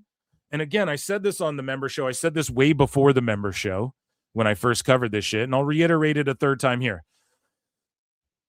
Yes, because why else would these people, these executives and shit, be invited out to this building? You're trying to court them. You're trying to impress them. You're trying to get your talent deals. You're trying to open doors and opportunities and show off to them a little bit. These people have been invited to other events there where they at least have drinks if they bring their kids, where they get a different separate door access. So they don't have to go in with the normies, and they bring their families or whatever. And yes, there's fucking food and drinks at least offered to these motherfuckers. Like, yes, absolutely. That's just like standard, right? But Tony Khan, it just unveiled that Tony Khan and them cut corners like they do with production and everything. I've pointed this shit out and beat this stuff to death. I'm tired of fucking talking about it. But yes, okay, it's not just like, oh, there's no catering. It's about they got invited out there and it was a shitty show and they were, treated like the peasants and shit. Now, is that, oh, what, you're too big time to fucking go in the door like normal people and shit? Sure. But if you were invited, it's fucking different. It's like if you, it's just different access. Like, yes, they're not trying to court you. They're trying to mark you in for money so you pay and go watch their wrestling show to be entertained. Right? He's being courted, like, hey, maybe he'll sign Kenny Omega and get him in the Street Fighter movie instead of getting Cody Rhodes and Roman Reigns in the Street Fighter movie. Kenny Omega does the fucking commercial for the game. You know what I'm saying? So these are like doors that, yeah, that's why you invite them to this building. And he's just pointing it out, being funny on Twitter, like, yeah, the catering and shit. Like, that's one thing to point out. Yeah, he fucking sucked at that. So that's how this all started. I hope I did a good job of just sort of, that was a quick brief catching everybody up. Again, memberships are 99 cents. Member Monday. I fucking really broke all of that down in depth. Each of those things, just sort of rehashing all this. So now let's just dive into the slosh, because Joey Janela gets involved. What? Ricochet gets involved. What? JD from NY's involved. What? This Ron guy, BJ Bethel. What? We have fucking accounts getting deleted and don't exist anymore. This happens also right after randomly Disco Inferno gets hacked. Alfred Konuwa gets hacked. And then like the mole disappears. And then this shit goes off. Like, that's all I'm saying. This is there's just weird shit going on. Look at these posts that no longer exist as well. Guys, this is not the sicko folder I'm in either. Do you guys want the fucking truth right now? Look at these shits that don't even exist. Accounts that no longer exist just today. This is a special folder I made just for this segment. And look at the shit I can't even read you. And I forget what it is because I'm retarded. And also, it just, these shits just evaporated already. This is what type of sicko shit we have going on. I don't even know what this goes there. This is a brand new folder, deleted accounts. 1, 2, 3, 4, 5, 6. It's a fucking 7. It's a graveyard in this bitch. You know what I mean? So let's just dive headfirst into this. And this might be out of order and out of whack. But let's get into this. So see a pattern here. So at Sammy Gurr 45, whatever. Shout him out. Says Nick LoPiccolo, see a pattern here. TK thrives on seeing other people lose their jobs. Well, should we start with him blowing up? I guess that the Ron guy. So let's start with Ron. We have to lay down who Ron is, I guess. Okay. So Tony Khan called out for running anti-Zionist AEW fan burner X account named Ron11 whatever. And his image online is a picture. It's a close-up on Paul Rudd's face. Now, that actually comes back to bite Ron in the ass. Okay? This comes back to bite Ron in the ass. Absolutely. And Tony Khan as I hydrate. I'm drinking a Dr. Pepper. 0 sugar, though. Okay? Gotta watch. It's still bad for you. I don't. So according to Ringside News here, AEW has been okay. We don't need to read that. So Tony Khan is called out by Nick LoPiccolo for a burner account and claimed it had inside information connections and the same enemies as Khan. Damn you, Khan. This account simply went by the name Ron. Nick LoPiccolo also tied the situation to his own X account getting suspended shortly after he tagged NFL Commissioner Roger Goodell. Now, Nick LoPiccolo got his account locked. He did say jump off a bridge to the guy. One time, I told somebody who said something really dumb. I responded, and I was like, then why was AEW's numbers whatever? Read this, and then slam your head against a wall for being stupid or whatever I said. And I got locked out of my shit, too.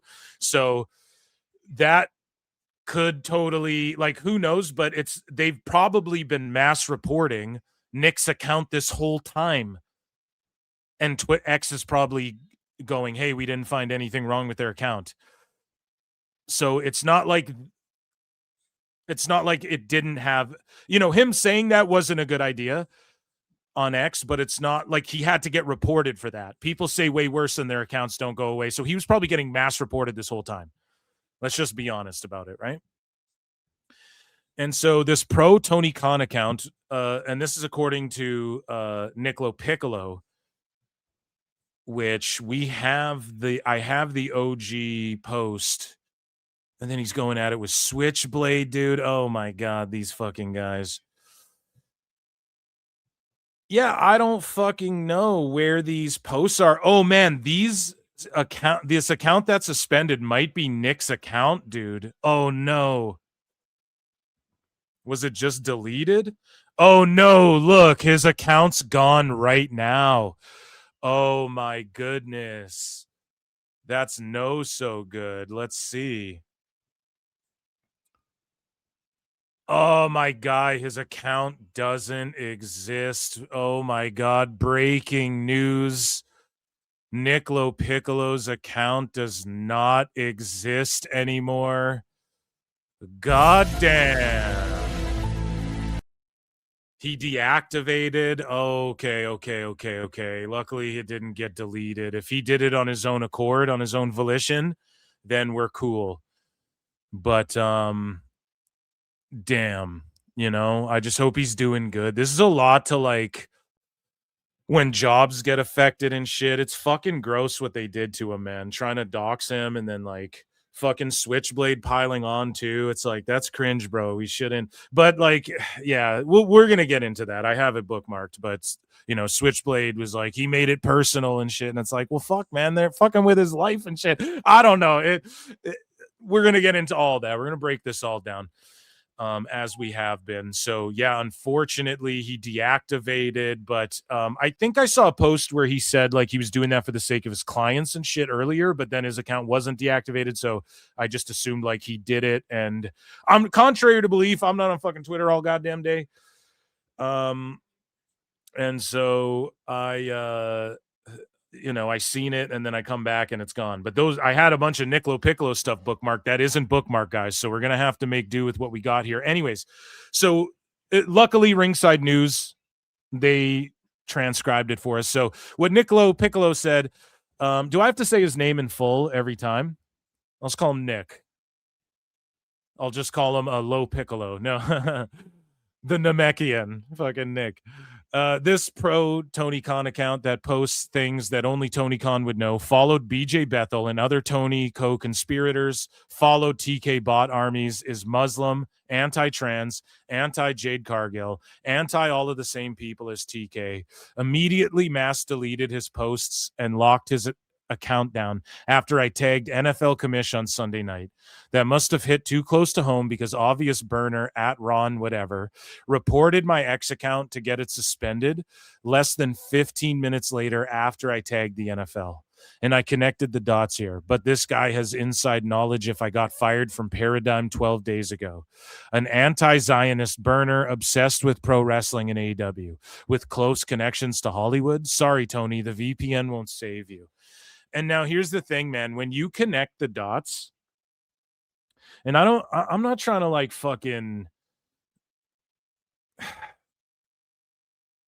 some of these, here's the thing, some of these accounts I noticed too, who are being accused of being tone, fucking don't have me blocked. Whereas like some other, like lots of people have me pre-blocked, like Tempest from Wrestle Purists or whatever. I think he works for Self-Made. He used to be on Wrestle Talk. Like that guy has me blocked. I don't think I've ever interacted with him, which is fine. I don't care. Like I hate on fucking Elbow. He works. I don't give a shit. But like it's irregular to like that account seems like they're paying attention to everything. And one of the accounts that disappeared was AEW Defender. And AEW Defender, I feel like, and this is from my own little bit of sleuthing, maybe I'm picking up, I feel like they talk a lot like this Ron guy. Master, need to obliterate. I don't know if I'm connecting dots that aren't there, but like some of these accounts, like the Ron guy tries to stay very cordial almost in a way that Defender would. And I'm not saying maybe they're the same guy. Maybe they're, I don't know. I'm just I'm like, dude, these guys who disappear, they kind of tweet the same, some of them. I'm just pointing it out. I don't know. Now, Tony Khan tweets very erratic and Robetronic. So it's like, is that really him running the Ron thing, or is that someone close to him? I wonder. It's one of the two, though. It's one of the two. Like, Nick's not a dumb guy, and he's not overly paranoid. Okay? Some people are just very ultra observant, but you just hold your cards close, right? And I would say Nick probably falls in that camp. You don't get as successful as he has, and you guys have read his threads. It's not like he's, a blithering idiot. He knows what he's talking about with this shit, and it's clear that a campaign came, and it's clear that Dave got word that Nick was real, and to lay everybody, don't engage with him. He went on his message board and said it. BJ Bethel, the usual suspects, like fucking cockroaches, like rats. They all come fucking flocking out. And so, a couple of these accounts said that they knew that Piccolo was getting fired for erratic behavior, and you saw the email and all of this shit as well. This is one of them. So how would those guys have seen emails or have had inside information? And they're obsessed with AEW and they're whatever. Meanwhile, nobody, is it Edge running the account? Like nobody in their company has fucking clout like that. Nobody in their company has pull like that. MJF will just openly talk his shit. He'll show up on Elboo's show, whatever, but he's not going to use a burner to like do this. Like, who is it? It's got to be someone really close to Tone or Tone. And I think the mass deletions prove this. Okay. So this isn't the first time someone affiliated with AEW has been accused of running a sock puppet X account. AEW referee Aubrey Edwards was called out in the past for filing DMCA strikes under the fake burner named Don Stevens. Ron and Don. The best guys, Tony Khan. Oh, man, that's so good. So this is not the first time LoPiccolo is aimed directly at AEW and Tony Khan online. This is just the latest chapter in what has become a trend. He's been the victim of accounts attacking him. And the fact, like, and we pointed this out, the fact that these Bix and Spans and these dirt sheet guys, insider guys, engage with people doxing people, and like that So-Do TW guy we covered on the Sicko segment, he was real. He got banned from the Observer message boards because he was real into like America deserved the Boston bombings and the theater shootings and the fucking all this stuff, right? Like he's such a sicko, they kicked him off the Observer message boards. You know what I'm saying? And then you have like Bix and Span and these guys like talk about the doxing of Nick LoPiccolo. Like, it's fucking nuts. The fact that they're all like in these circles together, in these bubbles together, tell you everything you need to know. They tell you every fucking thing you need to know. So moving along here, okay? We've established who this Ron guy is, and there's more establishing. Right? Or AEW Shield. Maybe it's not Defender. Maybe it's been Shield. But Shield is a guy, too, who responds to every single one of my tweets criticizing AEW. And he speaks the same way. It's like him, Defender, this Ron guy. It's like cordial, pretending they know more than they do unless they do know more. And like about certain things that why would you know? You're just a bot account. Like they just all have the same vernacular, the way of conveying shit, the same snooty, like fucking just completely delusional, disregarding reality when you look at numbers when it comes to TNA or whatever the fuck. And it's just a dude that your name's AEW Shield, an AEW Defender, and then Ron 111333. Like those, they're all probably the same guy. But the question is, are they the best guy? And that's what we're here to determine today, this evening, guys. So, like, AEW Shield gone. We've clowned this guy on my show, but he's so redacted. Like, he just gets muted. I muted him, like, a long time ago because it's like you respond obsessively to every single post I make with some, like, completely and utterly retarded take that's delusional and just, like, you're too in it, bro. You're too pro Tony. Like he wouldn't piss on your gums if your teeth were on fire, you know? So this guy disappears. Go figure. Go figure. And he's never like a gross sicko where it's like, I'm gonna fucking, you should delete yourself and stuff. He doesn't say shit like that. Neither does this Ron guy. Neither does this Defender guy. Some of these accounts, man, they don't like go uber sicko mode, but they follow all these uber sickos, and these uber sickos got you pre-blocked, right? And then you, or at least this is in my case, anecdotally I'm speaking now, and then you know AEW Shield, he'll like say shit. He won't be like attack you really, but he'll just talk dumb shit like this Ron account, like these other accounts. And it's like, is it tone? I don't fucking know. It's weird that those all accounts kind of operate the same and they all nuke themselves. They all don't exist at the same time, at the same day when Nick drops this. And this is the equivalent to all these people talking shit and doxing Nick and piling on. And you're going to see Bethel and these fucking clowns retreating. Retreat. They all got the fucking email. Please retreat, guys. We're just not the fuck. They punched the bully in the face. Okay. And this is why these people are bullies, is because Tony Khan has co-opted like the dirt sheets, who are the lingerers, and they pretty much have the largest voices in the IWC as far as like followers and clout and being in it for a long time. When you Google shit, what pops up? The Observer and Fightful and stuff like this. And so, you know, the reason it's like bullying is because you have all the media piling on, Nick LoPiccolo, who you may perceive like he's above, but he's not above a billionaire and shit, who's co-opted and is the guy who admittedly runs, I'm the booker, the boss, the GM. I do the interviews. I talk to the sickos directly. I fucking, I call Dave on the phone. I fucking the Sports Illustrated matters. I'm going to hold up this Fightful award and pretend it fucking matters because, that's how we'll give access to certain guys so they fucking glaze us. That shit all matters. And it's sort of like, I'm not going to say it's punching down. Maybe them and Nick LoPiccolo are on even footing. But when you're like doxing people and shit, you're taking it to this whole other level that's just completely, it's just fucking disgusting. And then when they all retreat at the same time, it just seems so obvious what happened.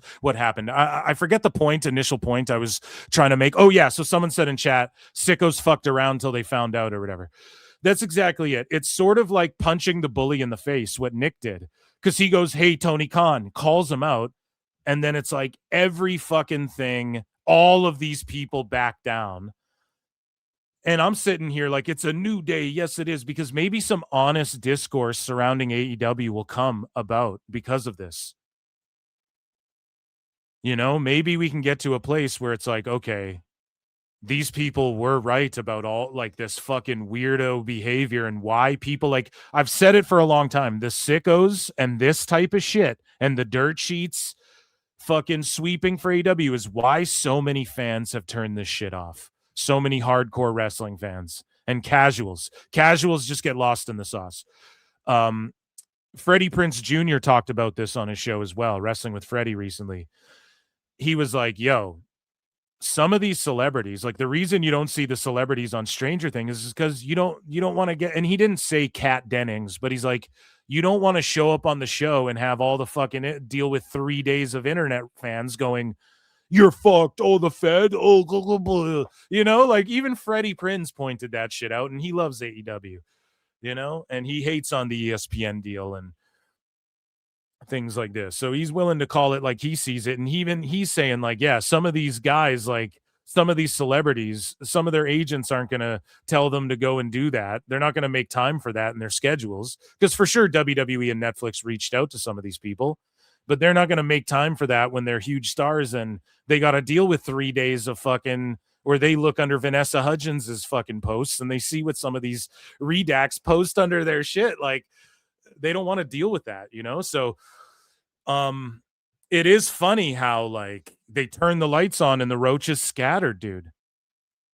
And it just sort of goes to show you like they operate on this like, we'll control you with fear of fucking getting you fired and stooging where you live and all this shit. It's fucking gross. And it's cringe that this isn't the first time dirt sheets have been involved in false doxings and shit, and or like people in the fucking people who these dirt sheets talk to. Like we're about to see Dave was engaging with this Ron account. Dave engages and goes back and forth with this Noah Gilbert account that's triggering everyone lately for his fucking shit takes on stuff. And it's more than just like, it's just gross, the defending just to defend, and it is whack on the WWE side too when people do that. Like any criticism towards WWE, you have people, but at least they just try and like meme and make it funny, and it's not so much of like this sicko weird behavior that comes of it. But yeah, the Shield's gone. Like how many times have we owned that guy on this fucking show?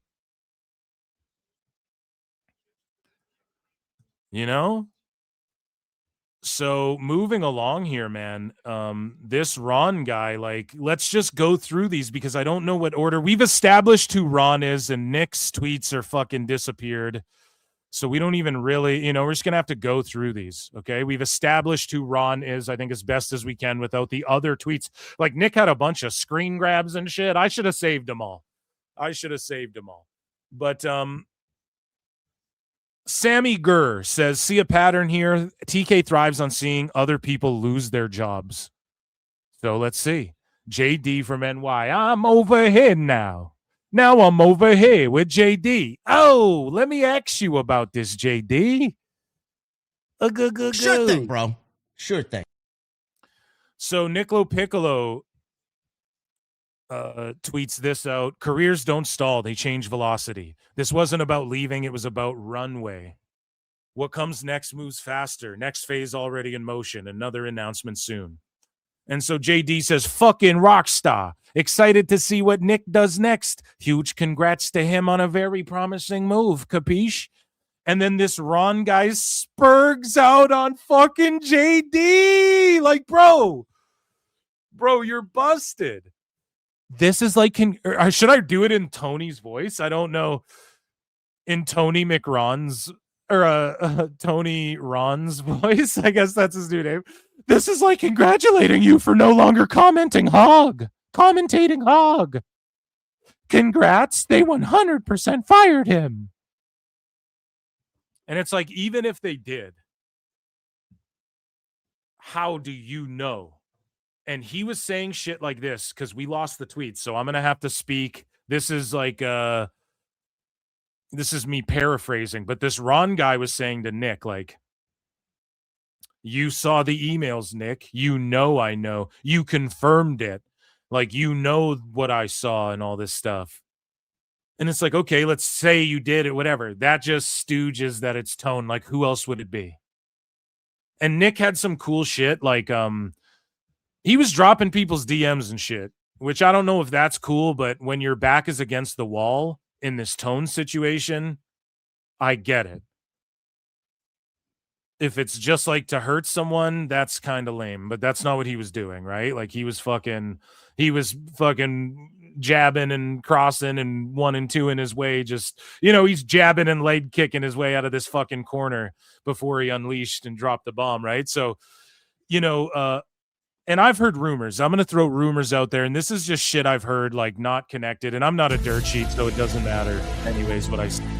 Doesn't matter what your boy Phil says because, I'm not connected to any of this shit. And this is just shit I heard completely separate of this stuff, right? Is that Mega, like Tony has heat with Mega and shit. And I talked about this on the show a while back. Like I've heard rumors that like, she's like, fuck AEW and this Tony kid. Like he's just created problems for her. And she's like a legal person in their family. So would this not affect her in some way too if this went to court or some shit, dude? I don't know, but I've heard rumors that like she's mad at him and fucking things like this too. Maybe that's all made up. I don't know. This is all made up. This is South Park. Okay? I have no idea what I'm even talking about. I'm drunk. It doesn't But yeah, so Nick posted things like about that as well, where he connected dots of like all this shit. So it's unfortunate his account's gone, but we'll make do with what we got here, guys. So you haven't connected any dots, but you finally admit you got fired. Good job. Al? So this guy's really like, yeah, dude, I fucking know shit. I am the mind freak. Okay, that's the same tweet I keep pulling up. So he's like, I know stuff, dude. And it's like, well, how do you know stuff? And then here's some more posts from Sammy Gurr, who posts, no, that's Nick's game because he's trying to pinpoint where I got it from. This isn't my first rodeo. Nick knows I'm not lying, though. Otherwise, he would call me a liar, and he hasn't. So again, this guy calling out like, well, Nick won't say that this dude's a liar because if he does what? Liar! You're just a random sicko account. So what would this be? Why wouldn't he just call you a liar? Like, I don't know. I think this is just kind of admitting you're Tony Khan. But this is just my opinion. And I'm Clifford the Big Red Dog. I'm a cartoon character. So Ron says, I notice how your replies to me are very carefully worded. Yeah, Ron, projection, just like yours. Just like AEW Shields. Just like some of these other sickos who've disappeared. Seems now a lot of the sicko bots who threaten shit and stuff have disappeared too, but I'm just pointing out shit I was picking up on. I don't know. So Ron says, you never outright denied anything I've said. You say things like, okay, bet, and post it, and you know exactly why. No, because it's called calling you on your bluff, stupid. So he's saying, yeah, do it. Pull up. Do it. Fucking drop the receipt then. But you know why you're not dropping the receipt too, if it's true, if you have it, which maybe it does mean Nick LoPiccolo got fired. I don't even care. That's like the least important detail in all of this, guys, is if Nick got fired. Because at the end of the day, people were going to fucking docs, security and shit got involved. Like it was an ordeal. Okay. So whether he got laid off or fired, I mean, okay, he's a Hollywood agent. What do you guys think that accomplished? Like, what's to stop CAA or someone from swooping in and being like, yeah, we'll take this 17-year vet and the clients he'll poach for us? Like, what's to stop that? You guys got to watch fucking Entourage or something. It's like, I don't even really know what that did. He could open up his own shit. It's like a law firm. He'll just open up his own fucking agency and they'll whatever, dude will land on his feet. I'm sure of it. But, Ron says, you say things like, okay, we read that. Why don't you tell the class what Paradigm told you 10 days ago about your erratic behavior? So you're a Paradigm agent who doesn't like Nick and loves AEW. Not likely, because you guys rep all these WWE people and AEW's laughable. Or else you're Tony's best friend, or else you're Tony, or else you're someone really close to Nick that's fight, but like who would he fight? You know what I mean? Like who could you? We're just trying, like a detective will just be objective, look at the simplest answers. It's someone really close to the situation at the very least, if this part's true.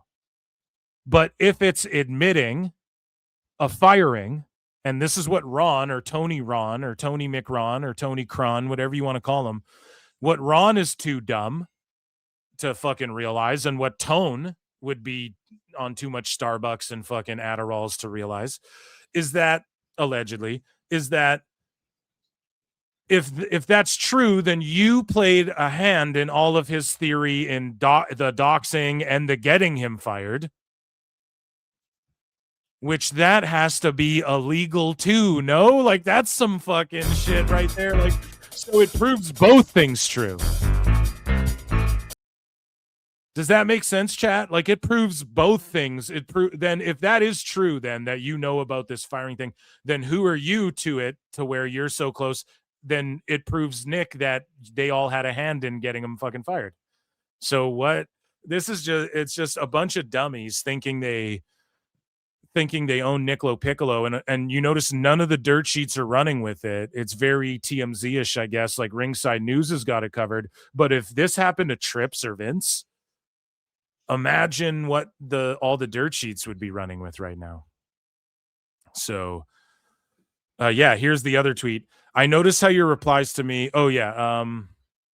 Did we read that one, or there was something about erratic behavior? Maybe this is so this is it. In the class, why don't you tell the class what Paradigm told you 10 days ago about your erratic behavior, Nick? So there you go. That was the same tweet. Sorry. So very, very, very fishy. And then the usual suspects pop up and start hating on this motherfucker. Right? And to connect some more dots here, and again, this could be a reach, but Meltzer said what? Dropped this. Okay, and he's replying to AEW Neckbeard here. Let's see what Neckbeard said. Oh, yeah. Oh my god, dude, come on. That fucking rules. Yeah, that one popped me, dude. That is so good. Ron at Ron114, whatever's all elite, dude. That's fucking funny right there. And so Meltzer said what responds to this and goes, and we all know, right? Tony Khan is a huge Orange Cassidy mark. Okay. And so I guess he asked AI this stuff to connect some dots. So, or maybe he just looked up some facts. I don't know what Meltzer said what did entirely. But Google AI comes back to him and says, in early 2023, it was highlighted that the lazy, cool character of All Elite Wrestling, Orange Cassidy, is heavily inspired by Paul Rudd's character Andy from the 2001 cult movie Wet Hot American Summer. And he played Andy, I think, in the 2 follow-up series that Netflix did. But the connection, the character traits, nonchalant, wearing sunglasses, and seemingly not caring, were intentionally drawn from Paul Rudd's performance in that film. Paul Rudd's reaction in February 23, Rudd was made aware of this connection by a journalist acknowledging the resemblance. AEW's response.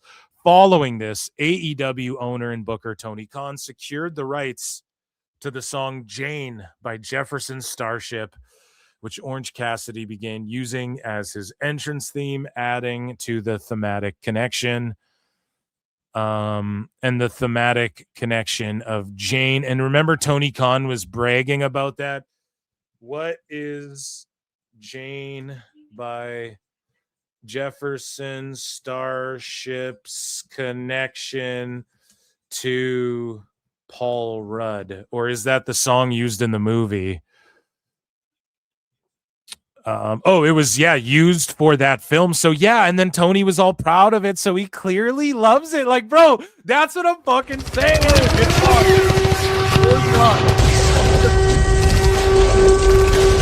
Wrestling's not fake! Like, I don't mean to sound the alarms, but dude, like, is this all a coincidence? They all nuke their accounts and then Google just makes these connections quick, or like, obviously Meltzer said what is able to reaffirm the connections he put together with the Paul Rudd. That account had Paul Rudd on it, right? Like the fucking dude, the account gets nuked. Like, so what is this, like Orange Cassidy's account? Whose account is this? You know? And we already know that they've done sicko shit with Don Stevens. Like, that got out of hand until people called it out and said it was Aubrey Edwards, and then boom, what happens? Fucking Don Stevens disappears. Nobody's getting copyright claimed and shit. So just hilarious, man. Like, that's so funny. Shout out the fucking GOAT. Meltzer said what for that. I don't know where he saw it or how he pieced it together, but God damn it, man. That is good stuff. And then a GOAT for neck beards with the fucking oh my God, dude. That is too good. So moving along here.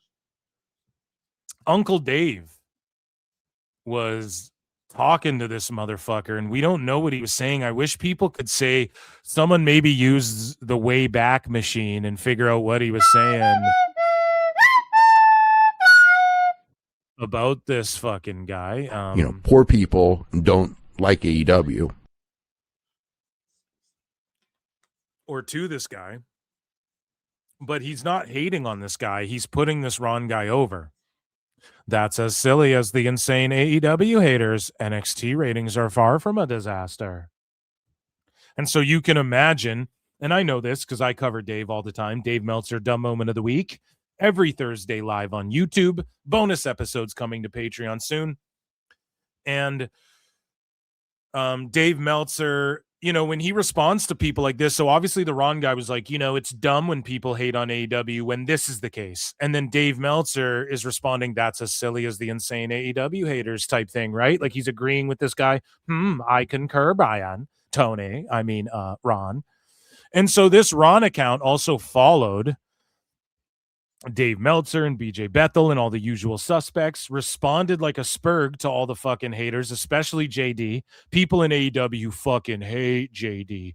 People in AEW have put me over, so I don't fucking know, but they fucking hate I'm sure some of them hate me too. Like, Dax has blocked me, Swerve has blocked, but they don't like fucking argue with me. Like, Dax is so triggered by JD, he fucking, AEW removed me as a follower, and then I had to refollow them once. So that's like the worst I have it. They'll straight up block some of these other I'm sure they got fucking some of these dudes blocked, So either way, Dave responding to one of these accounts. And the other thing is, some of these journalists were following this Ron account, like, or quote unquote journalists. Bethel, if you consider these guys fucking journalists, like, I'm pretty sure Bethel and Dave and shit like followed this guy. People found out too.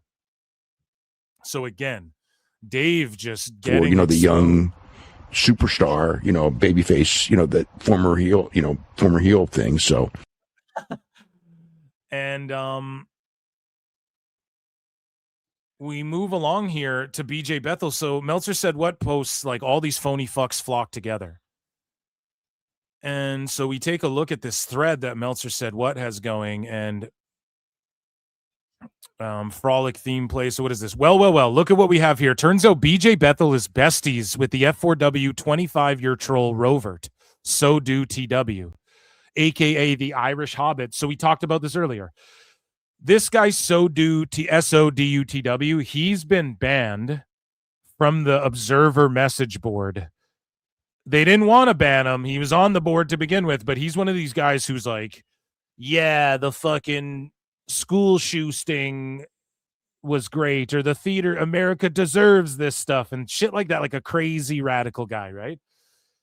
Just an unhinged motherfucker.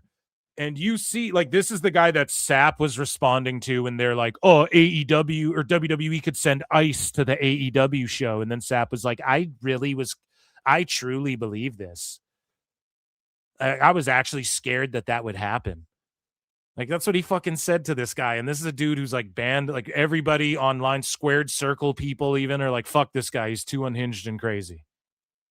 And so BJ Bethel's like buddies with this guy and all this stuff. So Meltzer said what post? Well, what have we here? Turns out BJ Bethel is besties with the F4W 25-year troll Rovert, aka the Irish Hobbit, U.S. domestic terrorist enthusiast, who just happens to be DM buddies with Tony. And apparently this So Do guy fucking DMs with Tone. Steamboat Tone on the Super Yacht Kismet. Tone is fucking pretending to be Ron and shit. And DMing with this guy and BJ Bethel.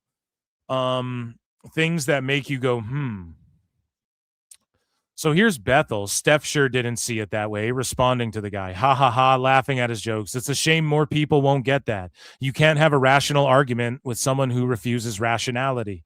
Maybe they can bring in Andrew Schultz and look at no motion. Like no likes to these replies. Zero motion, zero clout. Because these guys live in a delusional bubble. People see their shit and they just keep moving. Because it's fucking stupid. Right? And that's also what Nick LoPiccolo tweeted about that is now no longer visible. He talked about the signal boosting. Like fucking Tone would say some shit. It gets like 500,000 views from who? From bots. They send it to fucking... Man, this is what's been coming out too. Shout out Jimmy Dore and Kurt Metzger, who posted a video about like, and this is deep in the conspiracy weeds, but this shit exists. Like, this is what I try to explain on the show all the time. Right now, people are getting paid, and this is real, for social media hits. So it's like, let's say you want to detract on something. People can get paid if they reach X amount of hits. It's like bounties of engagement farming. So like create an account, do whatever you got to do, but get this much,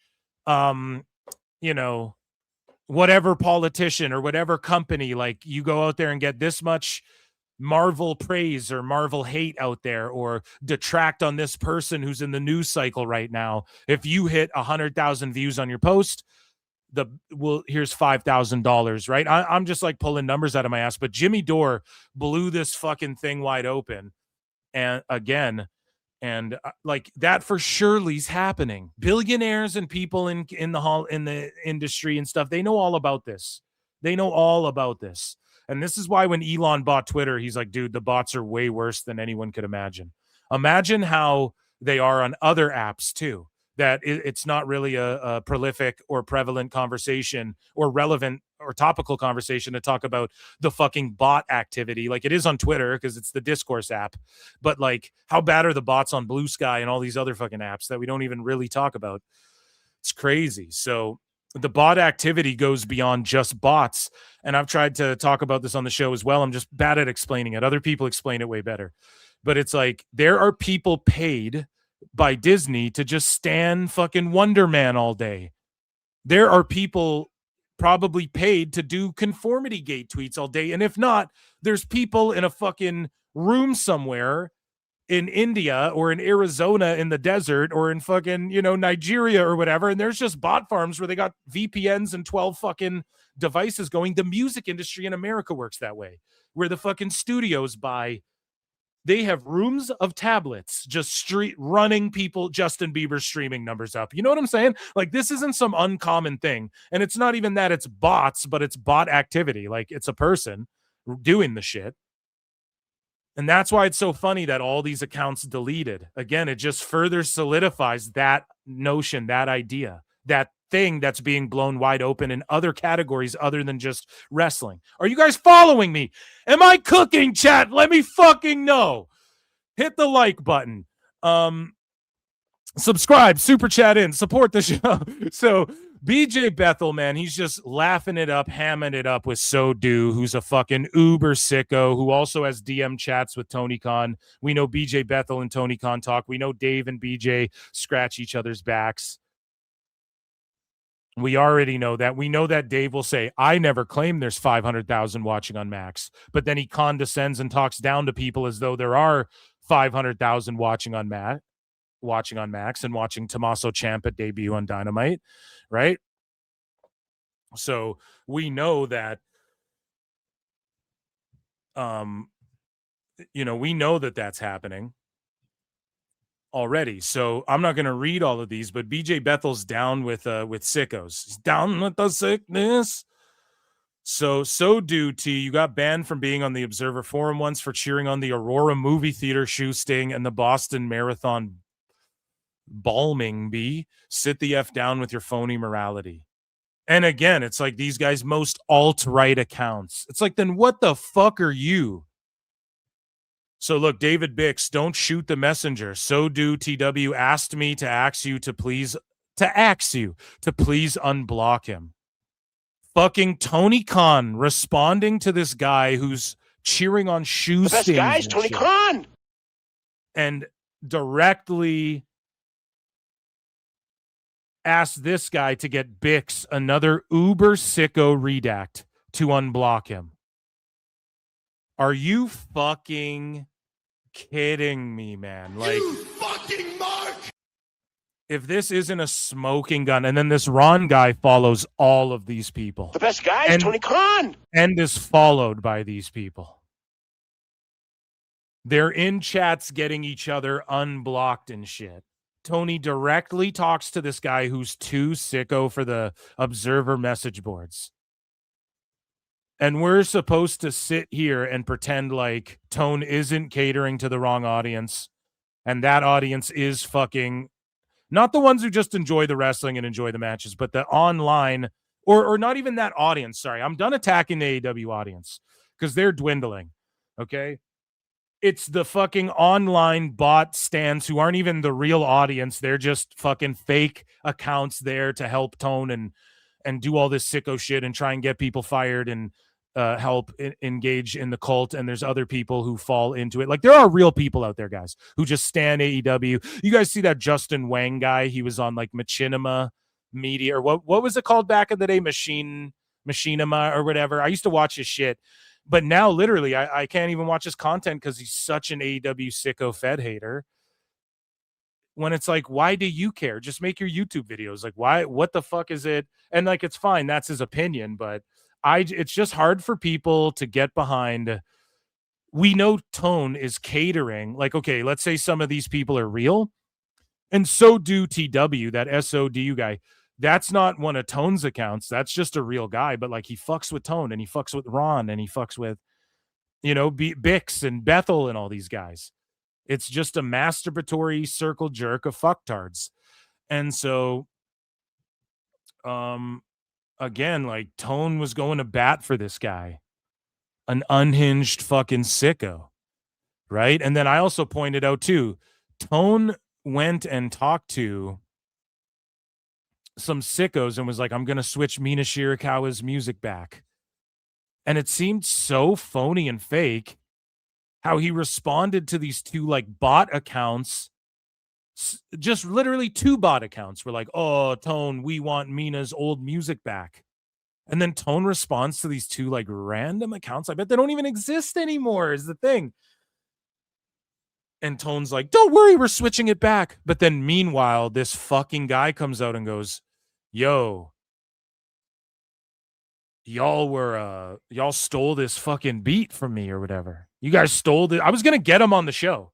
And he didn't, his account got locked down and he's fucking gone to this guy who's like, yo, you guys stole this music from me or whatever. That's why they had to switch the music, not for the reason, not because the fans asked for it back, but notice how like two sickos wanted the music back. Tone responds to two random like bot accounts. We covered it on the show. And then fucking Dave comes out and is like, yeah, I mean, the fans asked for the music back. And so Tony listens to the fans.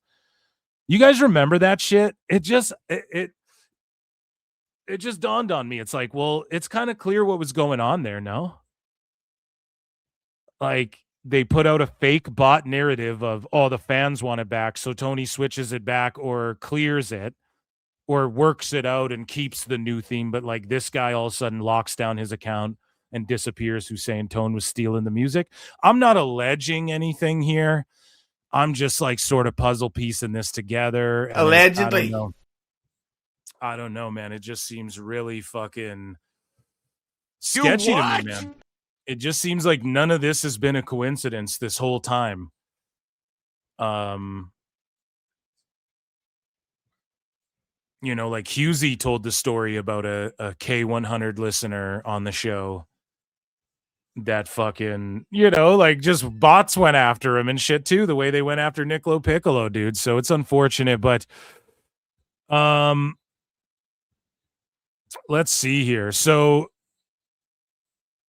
some characters we know, and here's some characters we know and love jumped and piled on both Tony and Nick LoPiccolo in this situation.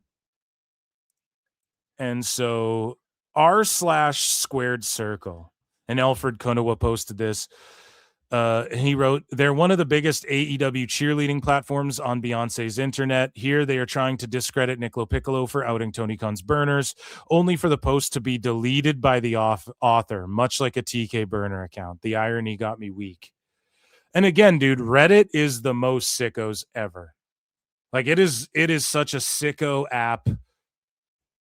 And they're fucking mentally ill. Recently, some subredditor from like r/live streams or whatever, he was like the moderator. He fucking made this video after they like banned him as a moderator, and he's a mentally deranged sicko, like literally exactly the type of person you think fucking redditors are and stuff. And r/squared circle, they always do this shit where they're like very pro AEW and whatnot. The mods are, it's all good if you guys interact in there, get some news from there, whatever. But how ironic that they fucking made this post and then they delete it too. Why? Because Tone is why? Because they're in a group chat of bots allegedly or something. I swear to God. What else could it be? What else could it be? Tone wants zero heat. He just is going to put this in his past and forget about it and stop taking his victory laps. Unless it's like the Bucks. Like, who takes victory laps in an empty ring? The Bucks? So is it the Bucks? Fucking Ron and Don Stevens over here? The Young Bucks? Like, who is it, dude? You know, it's got to be someone like super close to the situation. If they're... Well, I mean, hey, fucking Nick, I think, exposed that it's Tone himself. So it's not like I'm speaking out of turn here by saying... If it's not Tone, who the fuck is it, right? That's what everyone else is saying. So much like TK's burner, though, they delete this shit. Why? Why would they delete it? Why would that get fucking deleted? Again, the antennas go up. So Alfred Konowa posted a video here. And let's take a listen to this, just sort of summating what we've been babbling about. Tony Khan was finally exposed for allegedly using burner accounts. Notice I said he was finally exposed because Tony Khan using burners on Twitter is a bigger open secret in wrestling than contract tampering. That freaking Kendall Gray. I'm not kidding, man. If I'm Tony Khan, I'm offering her like 10 times what she makes in NXT right now and bringing her in to be one of the top 3 in that division. Tony seems to have sicked several sicko accounts on top agent and friend of the show Nick LoPiccolo, including one account, Ron11479. I'm not reading all that shit. Suddenly, several burners. Me neither, bro. Me neither. Are mysteriously disappearing faster than a Dynamite rating now that Tony Twitter Fingers is being called out. It's no secret that TK was basically and like Alfred's going hard in the paint. Him and Disco recently got hacked too. Two people that the sickos absolutely fucking hate. The sickos and fucking these dirt sheet writers, they hate Nick LoPiccolo. Some of them. I mean, I'm sure some of them like him, but they, you know, they fucking hate Kanawa and they fucking hate Disco. And then they just randomly get hacked. I just think it's all too coincidental. I don't think it's a stretch to suggest Shad was usually too busy doing billionaire shit. Fuck them kids. And fuck what you heard. Tony Khan is every bit the soulless billionaire of Vince McMahon. He only seems harmless because, unlike Vince, Tony is a billionaire without a soul or a spine. And because he looks and acts like he spent prom night at Magic the Gathering, Tony relates to the bottom of AEW's fan base and seems harmless, as if he's above coordinated attacks online. Our junior correspondent, disc jockey Vladimir, recently spoke with NJF, and here's what he had to say about Tony's burners. If you're going to crash out at the sight of negativity, maybe you should create your own AEW bubble. What, so my timeline could be filled with Tony Khan and his burner? Yes. And his burning desire about pro wrestling? All those AEW Twitter accounts that praise me endlessly are totally legit. They're not burners. They're not his burners or mine. You know, I don't know why people said that or where that came from, but I've actually never seen Tony Khan on a message board in my life. Well, it looks like TK was burned by his own burners after... And the problem is, like, all the people who, like, Elboo glazes and he's glazing Dave, and then you look at, like, MJF will pop up on Elboo's streams and shit. Like, it's just all fucking... It's craziness. So... other people got in the mix here. So Switchblade had a conspiracy of his own, and him and Nick LoPiccolo started going at it. So him and Nick LoPiccolo started going at it over 100% misunderstanding, and then they just both made it personal and went off because, again, Switchblade will just, like, I've fucking argued. Don't agree with all the shit. Him and I have disagreed with a bunch of shit, right? Like, I've always been like, TNA should be on Thursdays. He's like, no, it should go head to head on Wednesdays. Like, you know, there's tons of shit that fucking I would disagree with him on, or not even disagree. Like, he just doesn't give a fuck. He'll call out. That's why I enjoy looking at his shit. He'll call out Netflix. He'll call out TNA if they're papering houses. He'll call out fucking whatever he thinks should be called out, whether you agree with it or not. But yeah, I hit him up. I'm like, dude, why are you fucking like, what's going on? Like, explain this shit. What's going on here? So Switchblade was like, since you drew first blood, because I guess Nick LoPiccolo, we can't see it, but he like dropped DMs between them. God damn it. I wish I could fucking read them.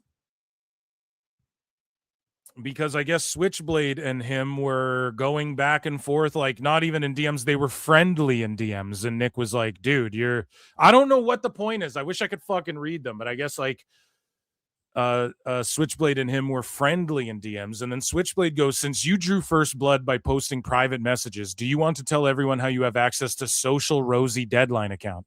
Do you write her articles for her, or does she send her stuff for you to approve it? And so I guess here's a screen grab now. Where the fuck did this come from? I don't know where this came from. Like maybe Rosie Cordero. Mariah May reveals new WWE look, talks evolution from model to wrestler.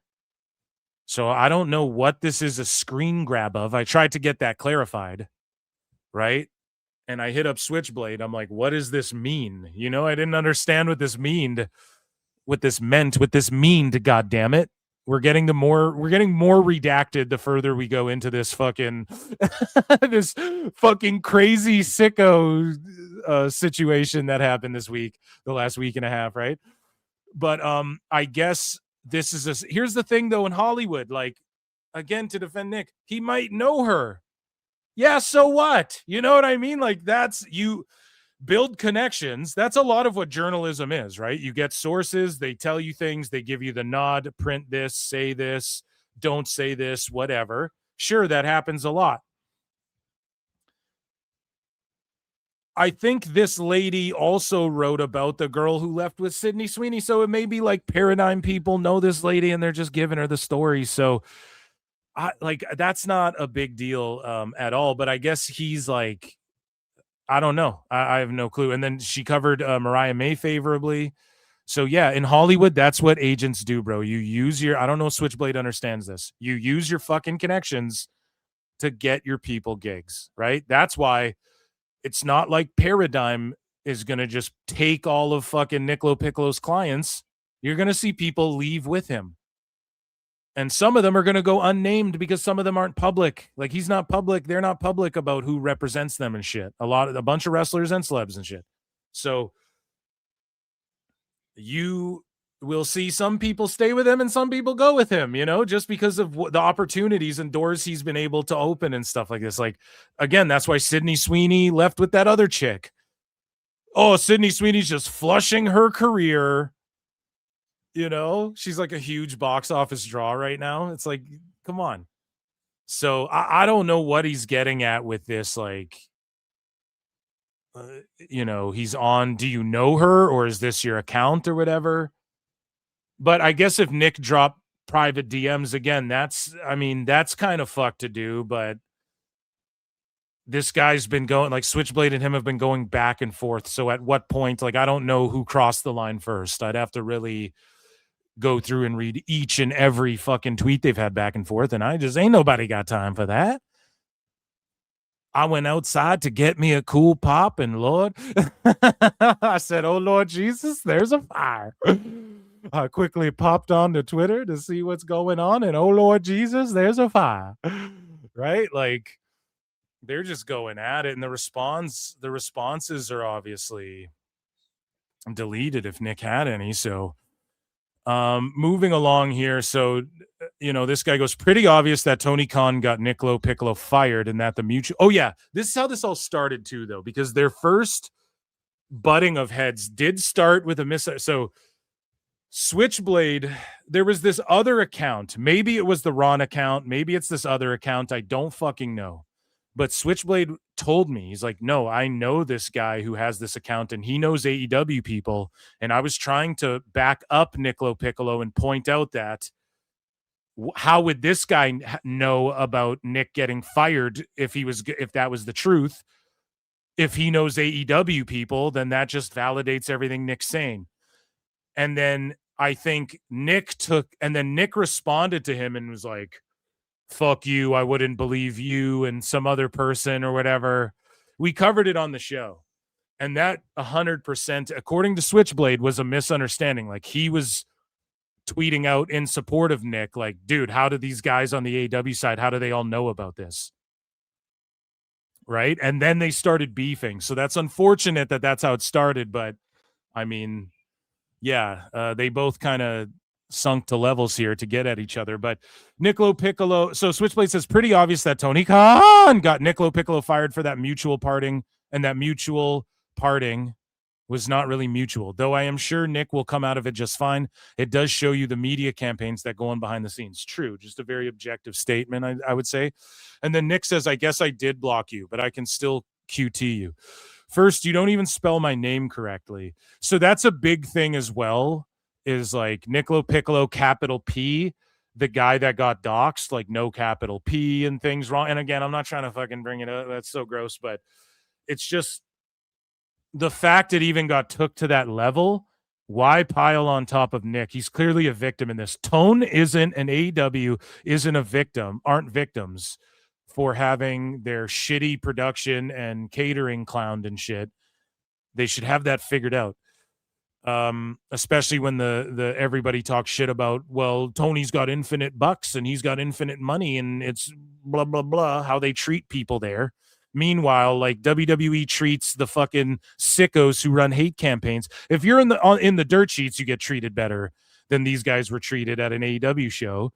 If you get a media pass, you get a comfy ass seat, monitors, food and shit. Like, you're doing better than fucking these guys were doing that day. So again, people just talking out of their asses. So Nick, I guess he says he did block him here, right? And so, second, you have less than zero idea what you were talking about, so please shut the fuck up and sit this out. And so Switchblade says, I am sincerely sorry, Nick LoPiccolo, for spelling your name wrong. And then he does it again. Answer me one question, Mr. LoPiccolo. What's your connection with Rosie Cordero? So again, man, probably just someone that he has a rapport with that, yes, covers what him and his clients favorably at Deadline, because that's his job, is to make connections and get his clients the best coverage. And these people writing these stories want these connections. And it's not like pro wrestling where there's a campaign to just like every media outlet isn't like, okay, we're tearing Disney down in the MCU. Yes, there's fans doing it. Yes, there's campaigns likely from certain companies to tear other companies down. But if you go into other spheres, I don't know what to tell you guys, but if you go into other spheres, these things sort of exist, but it's just different. In Hollywood, everyone wants to know whatever celebrity connection they can get to write fluff pieces about celebrities or whoever the fuck or whatever. So to me, that's like a non-thing, right? Now, if Switchblade's like, because he said something where you logged into her account, but it's like she could have just sent a screen grab to him that he then shared if he shared that, because that's just a screen grab, Switchblade. I don't know where that shit's coming from. That's not coming from Nick's account. So it's like, yeah, she could have screen grabbed it and sent it to him and was like, here, I finished this article on Blake. We're going to post it tomorrow. That's something you'd tell someone's agent. Like, I don't know. To me, that seems like very standard shit. I'm not trying to sweep for either of these fucking guys here. I'm just trying to call it down the line. Fair ball. Let's play ball. Let's get it on. Come on. Right? And then Switchblade goes, Nick LoPiccolo, I thought, said Tony Khan couldn't hurt a fly. Now you're out here crying that he tried to get you fired. But did he get him fired? See, that's the thing we have no fucking proof of. Ultimately, at the end of the day. But those burners, if they are Tone, then doesn't that sort of admit, isn't that everyone agreeing that Tone then did get him fired? I confused. I'm confused right now, right? I don't really know what's going on here. But yeah, so Sap, this is last year. Paradigm, who represents Punk, Jade, and Liv, have signed a top AEW star, Fightful is told. Nick LoPiccolo says, compare the number of views that this tweet has to the final quarter hour of Collision. Oh, and then look, dude, he got raged. Like, people were mad at him again because he has to understand, Sap and these dudes will fucking, the Fightful marks and the elbow marks, which are like all like the same. That's like the same sicko bubble. A little different than the Observer bubble, more popular, I would say, more out there. Like, as far as like fucking, like, they have a YouTube presence. They're not just like all these old guys. They're, you know, they're at least like people who should understand, but they sweep for Tone in AEW. And like, I hope everyone realizes, like, I don't know, if you're talking shit about AEW to Sap like that or to people at Fightful, that's going to get back to Tone in them. They will play nice to you and then get it fucking back to the people who need to hear it and see it. I'm telling you right now, man. I'm telling, that's how these dirt sheet guys move. Dose pointed that out when we did the Saturday night main event watch along. Dose pointed out how he's had similar situations happen to him where like he wasn't allowed to leak certain news, but he was allowed to leak other news about MLW and shit like that. So I don't know, whatever. That's a whole other situation. What's the sitch? Do. And so this guy Stooge goes, this is how an agent acts. Who hurt you in AEW so much? Tony, LMFAO? And then Nick's like, Tony's great. He couldn't hurt a fly. But then now he's crying that he got you fired, is what Switchblade is saying. Yeah, I guess. Yeah, that could be a bit of an own, I guess. So Switchblade goes, what this whole situation has shown is that Tony Khan is way smarter than Nick LoPiccolo. At least Tony Khan shows that if you want to be an IWC nerd while also being in a high profile position, you should do it with a burner account and not your real account. At least Tony knows that if you want to be an IWC nerd while also being in a high profile position, you should do it. See, I don't think Nick was in an IWC nerd situation. Maybe with the like level of sickos and wackos he'd tangle it up with. Maybe, yeah. But he would like come in spurts. He would like be gone for a few days, then come back. And I just think his objective, some people get it, but some people have sort of overlooked it, especially people who just look at it as an attack on AEW. I said it on the member show, man. One day it'll come out. And hopefully I'll be the one to relay it. Just some shit about motive when it comes to this whole, you know, Nick's a good dude. He's just very business minded, bro. It's just very much like how to make waves, change shit, blur the lines, how to get more opportunity for these clear superstars. Like pro wrestlers, man, they can act, they can get live, they're personable, they can get people to love them, hate them, they can do their own stunts, right? And there was so much opportunity that Vince McMahon left on the table that a guy like Nick watched, and then now that there's a new regime and then he gets in a position of power there where he's at, or just in a position where his clientele's fucking banging, you know, he's signing everyone up, and now all these opportunities are open and wrestling's popular again. And it's not like he hates AEW, but once Tony and Dave and these guys and these clear sickos who are all connected, like Nick just put it on fucking paper or he just put it on digitally. What does Eminem say? I put it on wax, then served you. He just put it on wax and then fucking served all these sickos and connected the dots for everyone. Like, okay, but that's after they made it personal by trying to dox him and shit. Like he was just memeing and cracking jokes and arguing with sickos. Then they took it to a whole other level. And then that's when it becomes personal. So then he just fucking serves you all. It's not like he was trying to tear down AEWubs. It literally was not that at all. Even when Andrade went to AEW, fucking Nick LoPiccolo supported it and was like, I won't hate on him, da-da-da, if you guys remember. So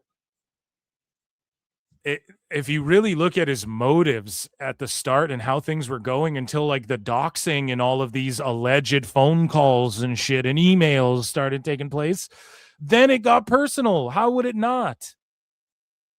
Right? What's the joke Jimmy Carr says? Like when someone heckles him and he's doing his stand-up bit, Jimmy Carr goes, "Oh, I'm working right now. Do I go down to the docks and pop the cock out of your mom's mouth while she's working or whatever?"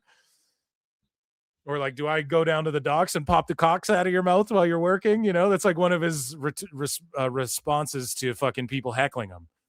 It's like Nick didn't go down to fucking the McDonald's and get you all fired or whatever. He didn't call the fucking social service place and get your fucking your food stamps cut off or whatever, you fucking sickos. No, I'm just making fun of shit. But whatever your job, I'm not clowning anyone's job, okay? It's jokes, guys. But it's like he didn't fucking call up wherever you work and fucking try and get you fired, right? It was just he's hating on your he wasn't even hating on AEW. He was pointing out shit they could do better, just in a way that I think he thought they would listen, but these guys just don't listen to criticism. It's very cultish. So again, you protect the leader, Tony Khan. You can't criticize his catering or whatever, because then the sickos are going to be like, it was great catering, even though they don't know, or it's just a burner ran by Tony. Like they're never going to listen to it. But yeah, one day people will know like Nick's true full intentions, and I'm sure he'll tell them on a fucking podcast bigger than mine. But yeah, Switchblade, I don't know, dude. You're kind of piling on the motherfucker. You say he made it personal, but they made it personal, and then you kind of piled on top of it. So I just don't know if And when really there was a misunderstanding between you guys at the jump, which I get Nick went harsh, but you have to understand he's like a bee backed into a corner right now. Like he's high stress, right? You got to believe it, man. He's probably like, what the fuck? Like it just, you know, he's stinging. He's a bee in a corner, fucking stinging the first thing he sees. So yeah, you just can't take the shit too personally or whatever. But speaking of taking it personally, well, first off, Sickashay jumps in and he claims he's Tony Khan's burner account amid the scandal. And there were people tweeting, I am Tony Khan, like trying to hijack the Spider-Man thing, but it's like, no, you're all just fucking cringe. Spider-Man's a hero. Fake doxing people and operating burners and being a fucking sycophant who can't, like, that's not heroic. But Ricochet says, guys, I'm actually Tony Khan burner. Let's fucking go, Ricochet tweeted. And yeah, this is like Ricochet again. He fucked himself up. Like his stock went down. I know that Tony will pay him because you suck his balls now. And he fucking will pay you a bunch of money because he overpays what you draw, buddy.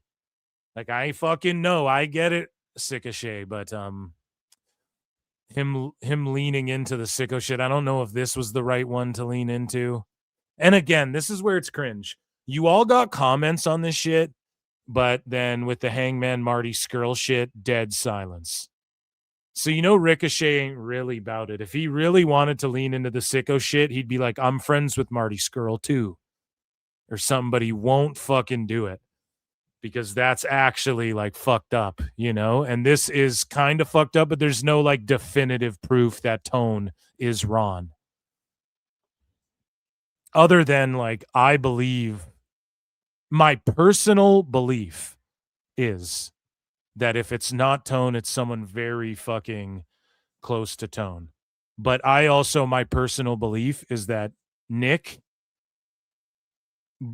and others believe, and lots of people believe, it's straight up just Tone, rightfully so as well.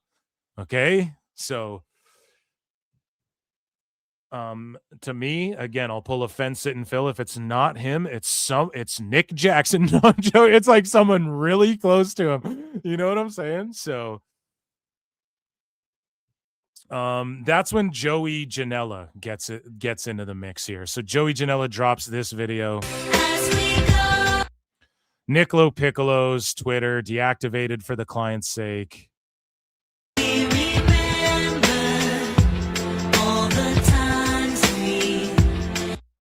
So he's running a victory lap here.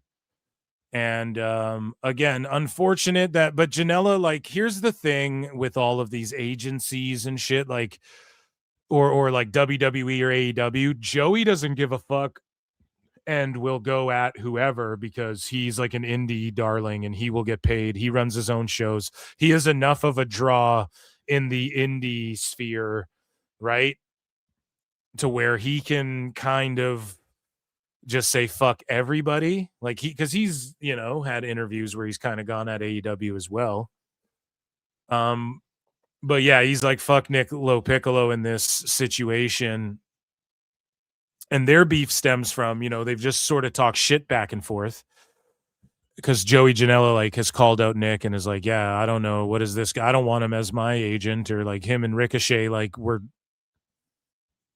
you know, talking shit about Nick back and forth or whatever. I can't exactly remember what instigated it, but private DMs between Janela and LoPiccolo go public and it gets very ugly. And the problem with Joey is that he will be like, yeah, man, meet me and let's fucking fight.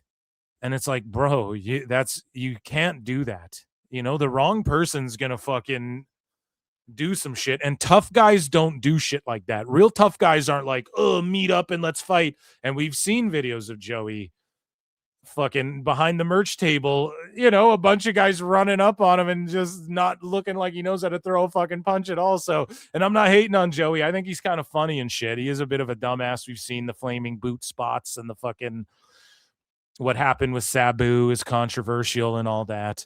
So he is a dumbass. There's no fucking denying that, right? And if you're going to be dumb, you got to be tough, as the song says, right? And Joey is, I mean, he's tough in a way. He does all this deathmatch shit, so it kind of fits the mold. That song was written for Steve-O, I believe, literally. If you're going to be dumb, you got to be tough. And I think it applies to a lot of these deathmatch guys. So either way, their DMs leak out. And, you know, it's unfortunate that all these DMs are getting leaked. That's the grossest shit, you know. But I'm not saying anything's going to happen to Joey, like challenging Nick LoPiccolo. And I'm not even saying he did that with Nick, but he's the type of guy that will just jump in someone's DMs and go, let's fucking fight. Other people have leaked Joey's DMs. It's messy. Joey's a messy dude, period, point blank. He's a messy dude. And so it all started on January 27, 26. So they went back and forth. This guy named Bask, username Bask or Bosk, called out LoPiccolo. And this guy, by the way, I think deleted his account too, if I'm not mistaken. This Bosk guy or Bask or whatever, he deleted his shit. And he was talking shit on with his name Bask or Bosk or whatever on Instagram, I think, too, to Nick LoPiccolo. It's unfortunate Nick LoPiccolo deactivated his shit because so many of those tweets would have came in handy tonight to back up some of the shit I'm saying here, but all good. So Boss called out LoPiccolo for his recently deleted tweet, suggesting that he was running from further unprofessional grovel. So Joey made fun of him, and he threw a jab about cocaine. Bosk's tweet read, "What happened, Mamba? Where those tweets go? Running from further unprofessional grovel?" Here, we'll share this tab. Further tarnishing a dream job for anyone like me? Bro, oh my God, this is what I mean. These Twitter sickos, like, you couldn't do Nick's job. You couldn't do Tone's job. Tone can't even do Tony's job, guys. Okay, so we're not fucking doing The best this, guys, like, Tony Khan. it's so crazy, man. Everyone thinks they could just they see other people do shit, and it's fine to be inspired, but this is why everything's so oversaturated. Fucking everything. Music is the worst it's fucking been. Everything's so oversaturated. Like, everyone just sees people, like television shows, these shitty streaming shows, how many fucking pods there are out there, all this bad music that comes out, all these fucking, like, it's just oversaturated because everyone's like, oh, I could do this. I could fucking, no, dude, you couldn't do Nick's or Tone's job. Tone can't even do Tone's job. Okay, you're not doing anyone's jobs. Anyways, further tarnishing a dream job for anyone like me. I'd kill to be in your previous position. LoPiccolo wrote, "Hi, I blocked you a long time ago because you're a bad faith actor on this platform. What happened is this. I was getting attacked for drugs or things that crossed the line with Janela, who I've never met." And then Janela writes back, no, LoPiccolo tried to de-escalate tensions by highlighting how personal it became. He says, "I have 2 kids. Please keep it up. I actually have an issue." Janela didn't hold back. He says, LOL, you already have issues and need help. LoPiccolo tried to keep it civil. We're both trolling. It is okay. We don't know each other. Janela wasn't done throwing the last shot. The difference between me and you trolling is you have a lot more to lose than me. That's fucking cringe. Joey, hey, that is fucking sad and pathetic, dude. Emotional damage. That's super sad, dog. That makes me feel real bad. In the final part of the exchange, LoPiccolo made it clear that he wasn't interested in online heat. He says, I don't like having heat with talent, any talent, not what I'm about. Anyway, brother, I wish you well. Do not feel obligated to text or call. And so Janela took it to another level. This Nick LoPiccolo got to have the best cocaine on the planet, posting our DMs. I would have never publicly post them myself because it's obviously a man who needs help. Can't expect anything else from a guy who confides with JD from NY. Absolute fucking weirdo head case. Bro, listen, you'd be surprised at the fucking wrestlers and dirt sheets that, I wouldn't use the word confide, but even hit me up and other people in the space. You guys would be fucking surprised, okay? And It's not like talking to JD is a big deal, or if JD and that, because they have camaraderie in the fact that look at what you fucking redacts. You all attack the same people and you're all sickos. Okay. And you're all doing the same shit to the same people. And Dax is printing shirts with JD's cartoon on them and saying, this guy's a loser. And then this guy's getting doxxed and fucking, it's just like, why do you all hate the same people? And Janela, why are you even involved when he tried to de-escalate? Now you're poking the bear again. Why? What's the point of it? You know? So, LoPiccolo's earlier accusation about a suspected burner account tied to Khan. But between Janela's comments and LoPiccolo's effort to walk away, the situation spiraled far beyond just wrestling politics. And so this went down. So let's pull this post up here and let's head over to...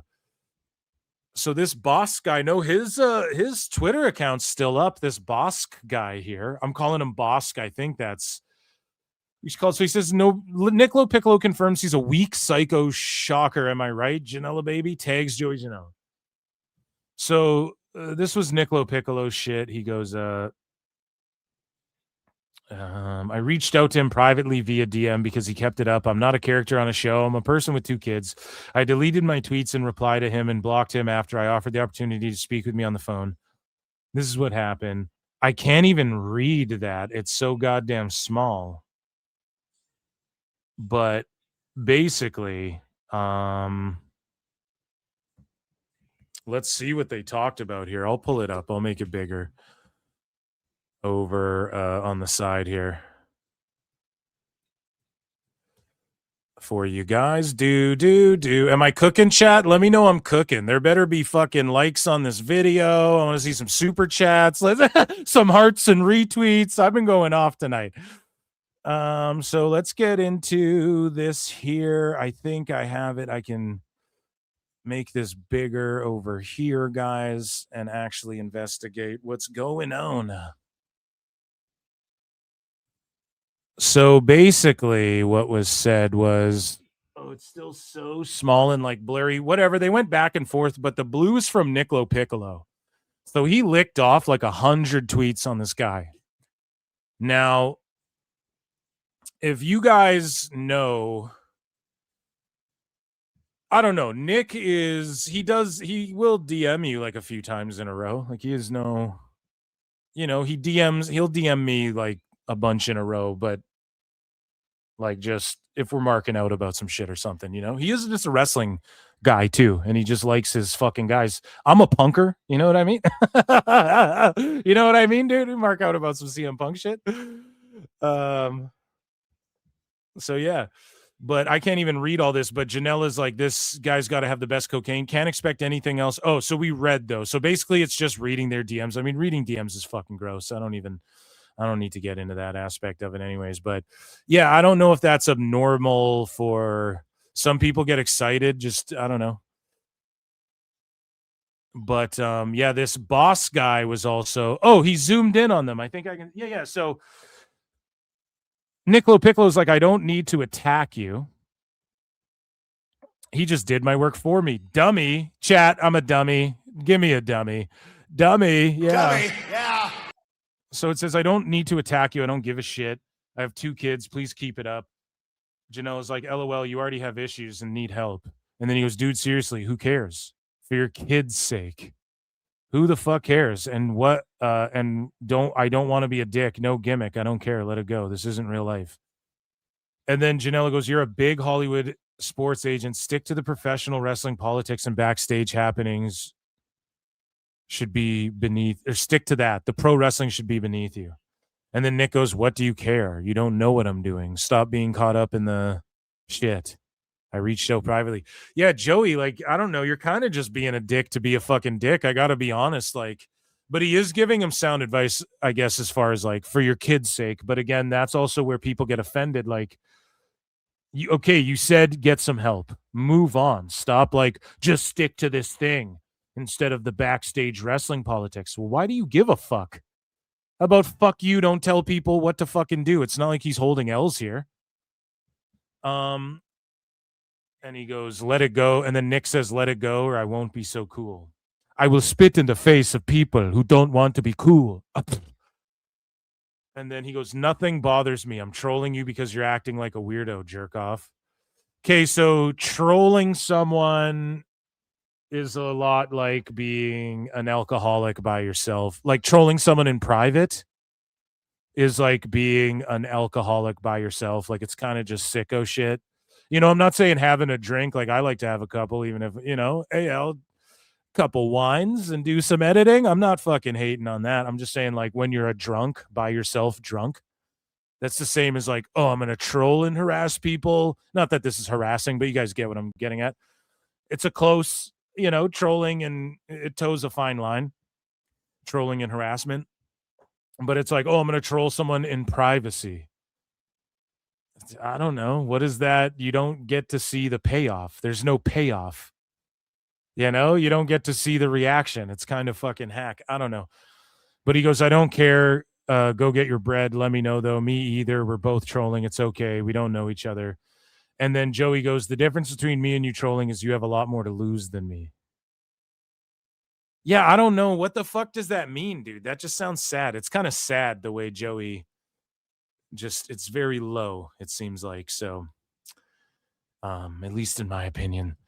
So this whole fucking thing goes down, right? And then in the midst of it, and it involves the NFL commish, by the way, one of the biggest things, which Nick's fucking infinity tweets aren't here for your boy Phil, which is unfortunate, but it would just draw this segment out even longer. But he had tagged like the NFL commissioner and journalists and all this shit. This all popped off and all these dudes started deleting their accounts once Nick like sort of posted proof, or not proof, but like, I don't know. I'm choosing my words carefully too here because again, I am Stan from South Park and this is a cartoon and I don't fucking, right? And I don't know if it's alleged or what, but basically Nick allegedly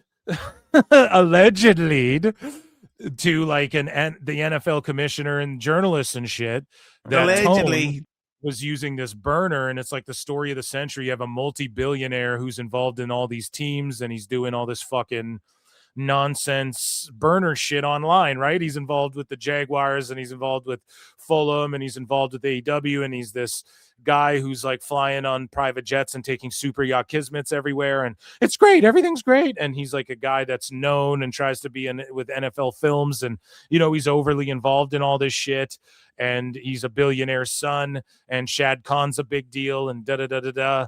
And then meanwhile, he's potentially using burner accounts to dox and harass and get people fired, like agents in Hollywood and stuff, which is pretty fucked up. And as I pointed out before, like who has to deal with this? Mega, whatever her name is, wasn't she in legal? Apparently she's already mad at AEW and shit. Imagine this shitstorm now they got to deal with.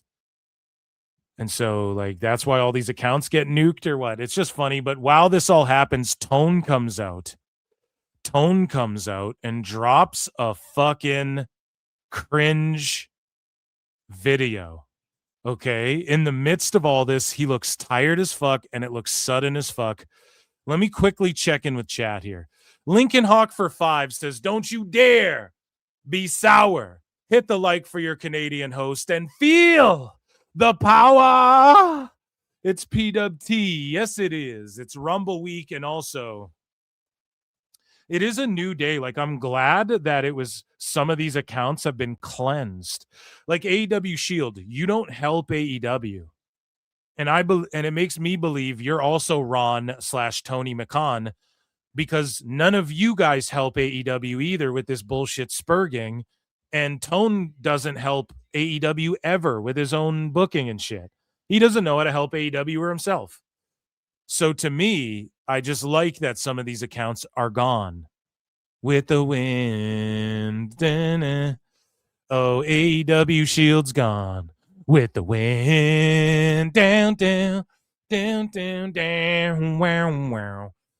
Lincoln Hawk gifts 5 Pro Wrestle Clips memberships, dude. Huge support, man. Massive support today. Thank you guys. I appreciate that so much. Just in time for Rumble Week. And guys, go back. If you're into all this drama, youtube.com/@ProWrestleClips. Memberships are 99 cents. I do a member show every fucking week. Whether we watch Raw, we do throwbacks, we do drama streams, whatever it is. I did a whole sicko, like 3 hours of sickos and like leading up to this stuff as well. And then tonight's been like 2 hours of fucking sickos. I guess this is sickos. Look at all these deleteds here. No. But thank you so much. Round of applause to the PWT universe. But Tony Khan, man. Steamboat Tone, man. He makes this video and he just looks tired, distraught. He has a Jaguars toque, like, oh, in the midst of all this. He'll respond to sickos about Mina Shirakawa's fucking theme.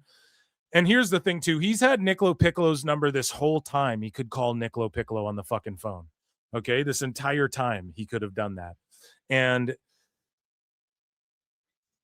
that's how you know. It's like, why hasn't he addressed any of this? He'll respond to sickos about dumb shit. He'll respond to So Do Twu and help link him up with Bixenspan, a guy who was down with the Boston bombings and school shootings and shit. And then all of a sudden, instead of responding to any of this shit or being like, bro, this guy's cooked, I don't have burners, he just like quickly makes this video. Quick, let me make this video. The replies are unreal. It's not as long. It's only a 5-minute one, which raises attention for me because, guys, we're on Tony Khan Wildcha every week. Khan. And Tone never makes videos only 5 minutes. They're always like 13 minutes. Idiot. So I don't know what's up with that. Your boy Phil has skeptical hippo eyes on that one, but he just looks tired, distraught, and like this seems so. Guys, I do this all the time, okay? I do this all the time on this fucking show where I laugh at and I psychoanalyze and I break down these fucking Tone videos and I roast them and they're fucking hilarious. I know Tony Khan cringe videos are some of my favorite. And they're great. Time Cop. I don't know. And all the other things. But it's like, this one just seemed, I'm going to point out where I see things that seem a little bit off. I know a couple of you guys in chat. I don't know if like Cash Monet done did what. Shout you guys 452s out there. Sauce. I see you guys, man. I see George Capture out here with the 2 likes away. 2 more fucking likes. You know, in chat, I know will point that, and obviously a bunch of you guys I know are out there. And you guys will point some of this out too. I'm sure chat will point out some of the cringe and some of the things that might seem off a little bit from Tone, but just he quickly gets in. He's wearing a Jaguars fucking toque. And he just starts babbling. And then we're going to read the replies to this. Okay. So let's get into this here. It is great to see you. I am here at the Senior Bowl in Mobile, Alabama, and I am so excited. It's going to be a great week. So many great things happening. Of course, he doesn't sound excited at all, and he's low energy, low T, and it sounds like nothing is great right now, Tony. By the sound of your voice, let's continue along. It's a great week. Who are you convincing, buddy? Are you sure about that? It is for WWE fans in the Royal Rumble. Of course, I'm here for the Senior Bowl, which is a great tradition and representing the Jaguars. And I love this time of year. A lot of great things happening in football. And it's one of the busiest times for me. You couldn't be more obvious. So this whole thing gets kicked off because he gets tagged in the NFL by the NFL commissioner. Nick LoPiccolo tags Tony or like tags the commissioner and all this shit and the guy from Jacksonville and all this shit. And then Tone comes out and it's a great week for football. Here's my Jags toque and I'm here at the thing and I'm super involved in football. That's crazy. Me, there's a lot of great things happening in the Premier League and I'm very busy with meetings and Zooms and lots of conversations around the Premier League transfer window, and then being here at this great event, the Senior Bowl. It's a great tradition in Mobile, Alabama. And then I'm heading to Austin, Texas tomorrow night. It's going to be a loaded Wednesday night Dynamite.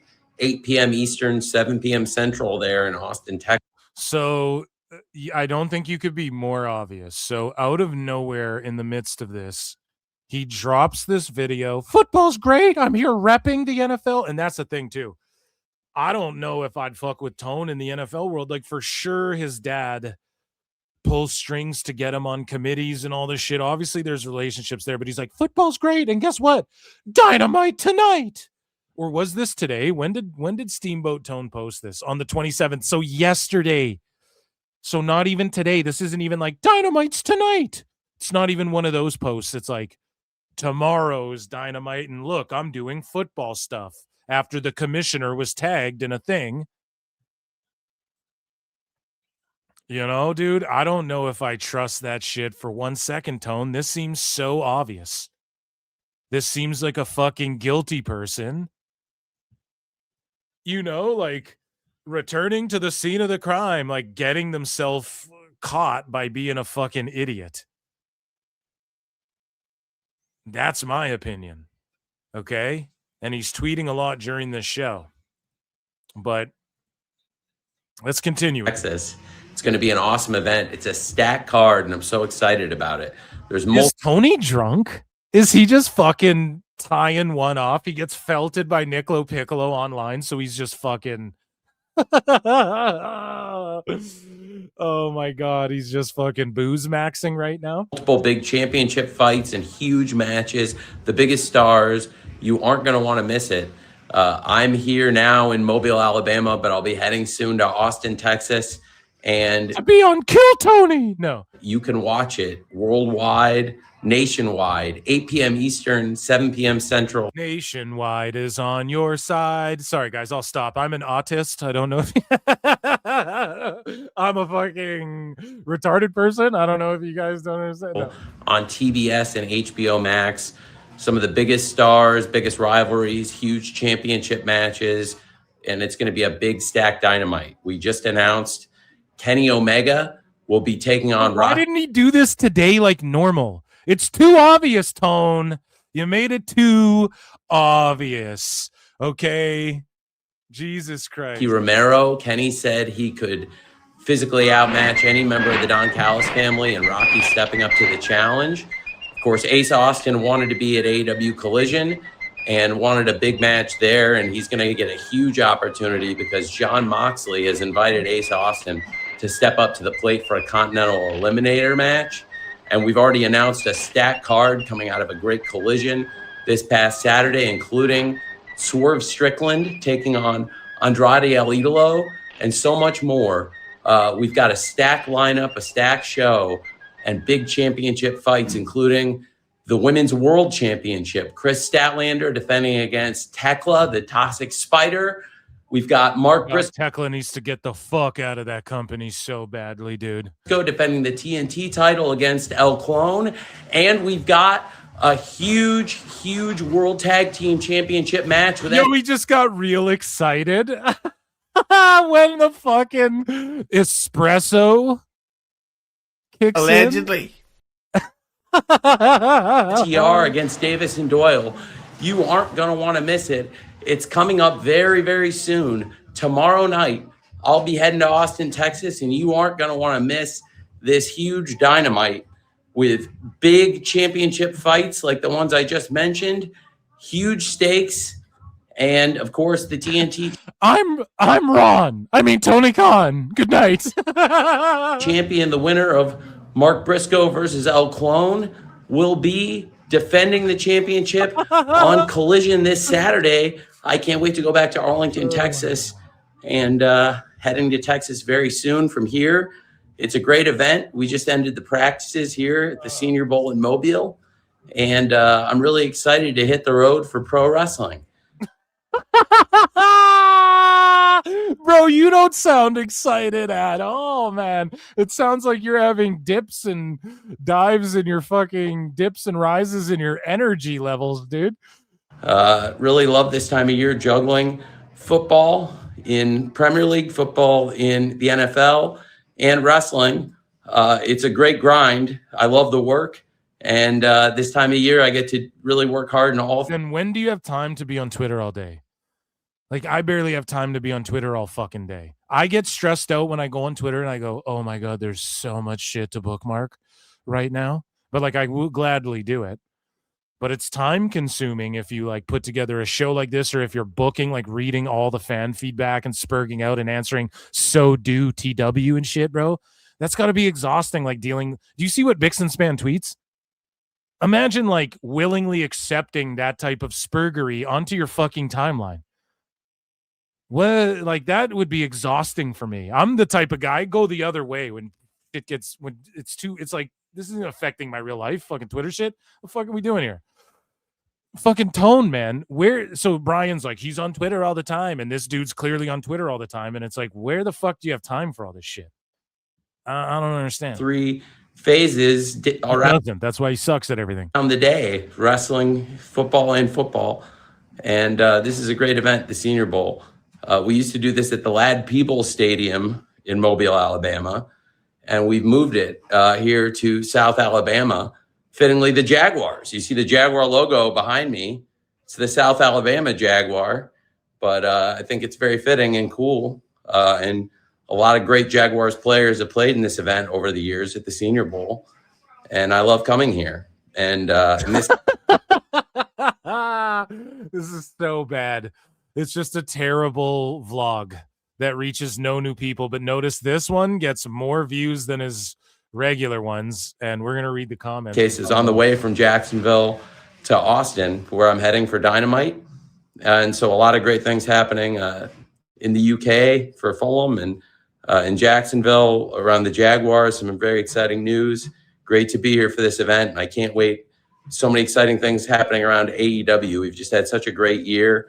A lot of people here at the Senior Bowl are wrestling fans, so from all 32 teams, and a lot of great college teams. Yeah, they're WWE fans, bro. And this is the thing. Tone won't hate on WWE. That's why it's crazy when people like, that's why Nick points to that shit out too. Like, yo, this account's doesn't hate WWE, but is just very pro AEW. And you notice that with like AEW Shield in his bio.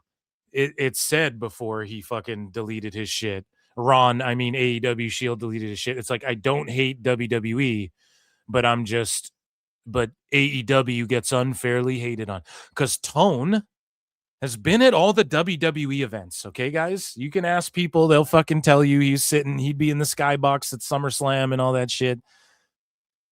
You know, you have a fucking suite set up there at these events, and he's a big wrestling fan. Like, I've said this, if WWE said, let us buy AEW, you get to work in the creative room, Tone would be on Unreal going, oh no, I gave you more time. If they were like, yeah, Tone's sitting Gorilla, that's like his dream job, he would do it. He would do it in a fucking heartbeat. Players, scouts asking me about AEW. It's a big deal. Some of the legends of Pro Football Hall of Famers asking me about AEW, and I'm very proud to be able to tell them that we won multiple awards from huge outlets like Sports Illustrated's Pro Wrestling Promotion of the Year. Tone did Unreal before. AEW All Access. Literally, the name is All Access. You get all access.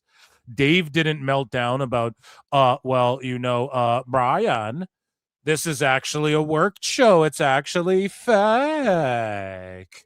He didn't say anything. Oh my God, it's the greatest thing I've ever seen. He melts down about Unreal all the time. Why?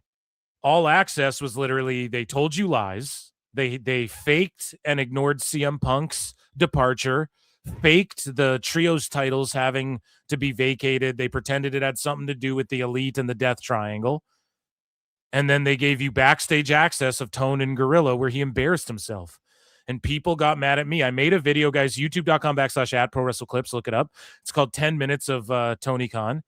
And people got mad at me. That's one of the first times the sickos got super mad at me and in my comments, because of all I did was I just clipped out every part where Tony Khan was talked about or on screen, like doing some shit on All Access. And I just made a compilation. I didn't even do it to hate on Tone, but it like showed people, this is what they put in the show. Imagine the shit they didn't put in the show. How cringy is. This is what they chose to put. People are mad because Triple H has been in the business and is giving and is telling LA Knight where he could have done something better. And people are mad that Io Sky comes flying in and jumps into his arms like a fucking kid would do to their dad, because he's like a father figure to her in a way where he's opened doors and given her every fucking opportunity to wrestle in America and be a huge fucking star. And he's probably given her tons of lessons and tons of chew outs like we saw with LA Knight. Like, he's not the first guy to get that. And it's like, I would way rather have that than Tony Khan going, ha, that's great. I love it. No, I gave you more time. No, we were good on time. It's great. No, get Austin, shoot Austin. Literally, that's what he does. That's what they put in the show too. So it's like, what's the less weird shit that's happening? Like, everything was weird. You don't see people are like, oh, it's inappropriate how Io Sky ran up and hugged Triple H. Okay, then how about on 10 minutes of Tony Khan? It's going to get Don Stevens. Watch, because the motherfuckers are listening. I know. How come in the 10 minutes of Tony Khan video, Tony Khan's fucking Ruby Soho comes out after her debut. She goes backstage into Gorilla, and Tone's like, how was it? It was great. How was it? And then she's like, oh, it was great. And then he grabs her hand, pulls her in for a hug. And she's super awkward. And it's just a split second, but they made it in the reality show. They put it in the reality show. And he pulls her in and he's like, are you sure? What's good? Like, are you good? Is everything good? And she's like, yeah, everything's great. It's such an awkward split second and you miss it interaction that I pointed out on Patreon. I do a watch along of it on Patreon where I point all this shit out. Okay. And if you don't know, now you know, and go and watch that video on my channel. Hit like and subscribe, motherfuckers. Because why aren't people mad at that? Because it's like a fucking cult, and I won't cult defend Triple H. I don't give a fuck. I don't give a fuck if he makes these $1 billion, like, I don't care about that shit. When he sits there and goes, when people don't make deals, we have to. It's like, yeah, is it fuck they released Truth, but on their end of things, it made it kind of look like Truth didn't know what the fuck was going on. He thought he was released when he wasn't. And he even said that on a fucking radio show. So it's like, I don't know. I think that's a misunderstanding. When Triple H is quote unquote being a mark for himself by what? Teaching people how to do entrances. Oh, the guy with one of the coolest fucking entrances in all of wrestling is teaching people how to do cool entrances at the wrestling show. Oh my God, that's such a bad thing. What's being a mark for yourself is Tone going out there holding the CMLL title and being like, we're doing the CMLL tradition style, and him stuttering Sean Spears and shit. That's being a fucking mark for yourself, okay? The best wrestling event of the year from numerous publications. Putting up a thank you Tony Khan thing at the fucking Dynamite celebrations, being a mark for yourself, not being a guy who literally sacrificed his body and his heart to be at the top of the fucking business, who now runs the business and is teaching you how to do a cool entrance when he got over by doing cool entrances. It's literally the thing he's fucking known for, with DX, with himself, with his WrestleMania presentations, all of it. With NXT, think about all the cool entrances in NXT. Where the fuck do you think Shinsuke made his entrance first? Where do you think all these guys made their cool entrances first? In NXT, where they tested out? Where fucking Triple H ran that too? The fuck are we doing here, man? Illustrated, ESPN. I'm not even trying to sweep for Triple H. Like, yeah, I'll fucking call the booking bad. I fucking trash SmackDown and shit all the time. I'll call it out, but it's like, you don't cult defend Triple H, but you got to defend him. Tone just gets cult defended. Where's the why aren't people outraged about fucking the Ruby Soho thing I pointed out? Because they don't give a fuck. Why aren't people outraged about Hangman? Like, people were outraged, but why aren't they outraged about the Hangman fucking Marty Scurll picture, the way when Feinstein shows up at a fucking show at a WWE that they didn't even invite him to? Hangman and Scurll were like going to Cracker Barrel together, dude. You know? Fightful, all the great awards we've won, and it's been a great 2025, and now in 2026, I expect even bigger things for AEW, and a great year ahead, I think, for hopefully Fulham Football Club and the Jacksonville Jaguars. Just wanted to wish all of you the best, and I've had a great day here in Mobile, and I look forward to what I think is going to be a great Wednesday night Dynamite, and it's just a day away. Wednesday night, 8 p.m. Eastern, 7 p.m. Central. God bless you all, and I'll see you all for Wednesday Night Dynamite tomorrow night. Thank you. Yeah, so that's what he did in the midst of all of this. Now, let's see what some of these replies are. And we might do a bit of a late one tonight, chat. I think we're gonna do a bit of a late one. I'm not gonna go crazy like with we'll do WWE news because it's pressing times and it's in the title with the Rumble. Although, you know, there is AEW news and shit, but we'll do that next stream. We'll do that like before the Rumble in the morning, or maybe I'll do a run in and we'll just catch up on like a weekly show run in. Here's shit we missed this week or whatever. But Alfred Kunawa goes, is this real or a burner? I can't keep up. Don Wayne says, both friends of the show here say, Tony, you've been a bad boy with all those burner accounts. Just apologize, dude. You immediately put this out when you got exposed. Daily Wrestling on YouTube says, boss man, nobody's watching a 5-minute selfie. Quick in and out. Wear wrestling merch or wrestling video. Now, Daily, thank you. You're calling him boss man, though, kind of cringe. Thank you for saying that, because your boy Phil over here tries to say this shit all the time about Tone. And thank you for saying what I'm saying, but doing it in a way where he's not going to hate you after. Because, yeah, Tone just has got to go quick in and out. Chris Connor says, I'm just shocked your burner accounts aren't on the post telling how awesome this promo is. Or are you waiting a day for the Burnergate controversy to die down? And now a bunch of people who don't know about Burnergate, #Burnergate, I invented that. No, I'm just totally joking. But the people who don't know about Burnergate, like some of the sickos or just AEW fans, and we need to start separating AEW just like wrestling fans from sickos too. Because, like, boom, it's proven like a bunch of these folks are just bots, like I've been saying this whole time. Or they're operated by the same person, like multiple of the same account using like VPNs and shit probably. And that's and those are like IWC sickos, okay?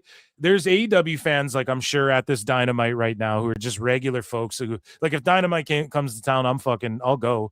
I'm not gonna like fly to Toronto or whatever to go, or wherever the fuck they're doing a show next, right? Maybe fucking Vancouver to get out of this weather, but like I'm not fucking like going out of my way. But if they're around, I'll fucking, I'll go to a fucking Dynamite. You go to a show, it's pro wrestling. It is what it is. And there's a lot of people like that out there, and it needs to be sort of separated, I think, a little bit. And so let's get into this here. Some more of these. So Ron Khan, oh shit, 5 minutes. Oh hell nah. Tony Khan's burner account got exposed by Nick LoPiccolo. See, people just fucking trolling too. Move over, Harris Brothers. Oh shit. Oh my god, dude. Smashed him to oblivion. Ron and Don Stevens, Ron and Don Stevens, dude. The Harris Brothers, dude. Whoever pointed this out, Indigo Montoya. I smashed your knee to oblivion. Dude, that is way too fucking funny. Oh my goodness, that deserves a like and a retweet. Wrestling Rob, I just got caught on your burner and still no ratings for Dynamite. The ship is sinking. AI, I would have gotten away with it if it weren't for you meddling kids. And then this guy, AEW Cero Miedo. The work ethic of this man is unmatched. Hey, Ron, 131. Oh, no. Oh, no. Oh, no. So how TK escapes booking criticism is beyond me. This is the most confused promotion I've ever seen. Yes, famously uncriticized booker Tony Khan.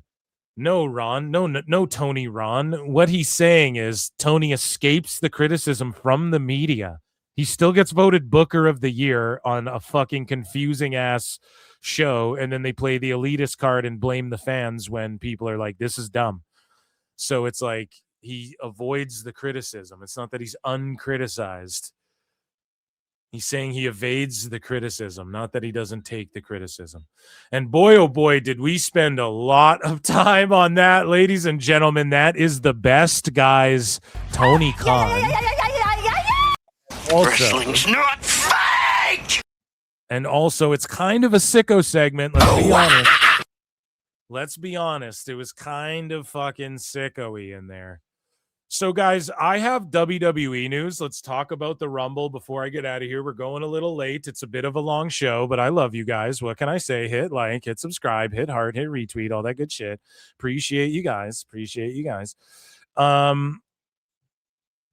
We are going to get into Federation news, okay? And I'm just quickly adding some shit to last minute folders here for WWE news, which we're going to get into. And we'll do AEW news, like, I don't know, before the Rumble. We'll see what's up. We'll figure it out. There's not a lot besides this. Like, that was AEW news pretty much as well, right? I mean, we might as well give it one of those. You gotta be a hoe. I have an allegedly for WWE as well. Some alleged Rumble action. Let me see actually if I've procured it. Sorry guys, you're just staring at nothing. Yes, let me know. Here we go. Some hot goss. You guys want some hot Rumble? If it's like too spoilery, I'll avoid it because I don't like that shit either. I don't even like when WWE on SmackDown and shit, when they show the graphics of like, here's who's gonna be in the Rumble like already from WWE, I fucking look away. I look away from the screen. I don't want to know who's gonna be in the shit at all. You know? Let's see here. George Capture for 5 says 100 likes, dude. Let's fucking go. Thank you guys. 100 likes, tons of gifts, super chats. I appreciate all of the support. Run them up. Tonight was a crazy drama stream. Let's be honest. We were taking the trash out tonight. And some of you guys like that. Everybody likes that shit. We have 461 watching across X and YouTube. Please, if you're on X, consider subscribing to the YouTube channel. We're at 7,500 subscribers. And, dude, I know this shit is kind of dumb and I don't like having like the business meeting online. Shout out the Quartering for doing his fucking weekly audits of his live streams online. But, the fucking retention rate and views and shit are going up on average for everything. And like, that's a big deal. Retention rate's like a huge deal. Thank you guys, man. You guys rule. Lets me know I'm cooking with all these fucking takes and the way I piece and shit together. So appreciate you guys so much. Round of applause for the PWT universe for being fucking amazing. Even the people hate watching. Love you guys. It's it can't happen without you. I don't know if I'm gonna get the allegedly, guys. Okay. So I'll let you know. I will let you know if the allegedly comes in. Okay, but I should have asked for it earlier, I guess. They offered it up. I don't ask for shit. I don't snoop around for stuff. It's not really my style. You know, when it pertains to like movies and shit, I'll snoop around a little bit, but that's just, you know, outside of the potting, that's just more up my alley. You guys know what I'm saying. So let's get into WWE news for sure, and then maybe an allegedly will come in. But if it's too spoilery, we're not gonna do it. So ladies and gentlemen, nordvpn.com/ProWrestleTimes. Okay, go down below, click the link, 70% off 2-year plans if you guys are trying to get some Nord. I suggest it because I mean, it's up to 10 devices. You can put it on your phone, Xbox, all that shit. 30-day money back guarantee if you're not into it. If you're like, what the fuck is a VPN? You know?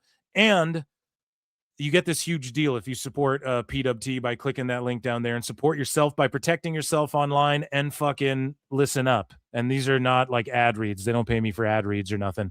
But here's the thing, dude. Netflix in Canada and YouTube in Canada have all WWE. None of this fucking Peacock for this show, ESPN, whatever. So it helps you guys out. I would never shill you something I don't use or that wouldn't actually benefit you. And I think this benefits anyone online. You need a VPN. It's legit 2026. and this sounds so hacky. This sounds very Conrad Thompson-y, but legit. Like in 26, did you guys see that fucking Instagram data breach and shit? Like just use a VPN when you're fucking around online for sure. And we know Tony Khan is using them. He probably clicked the link, bro. You know, these billionaires and millionaires, you know how they stay rich, guys? They fucking nickel and dime, okay, buds? You can see with the production and AEW's end. You know, Tone clicked on that link down below, nordvpn.com/ProWrestleTimes, and you know he saved 70% on 2-year plans.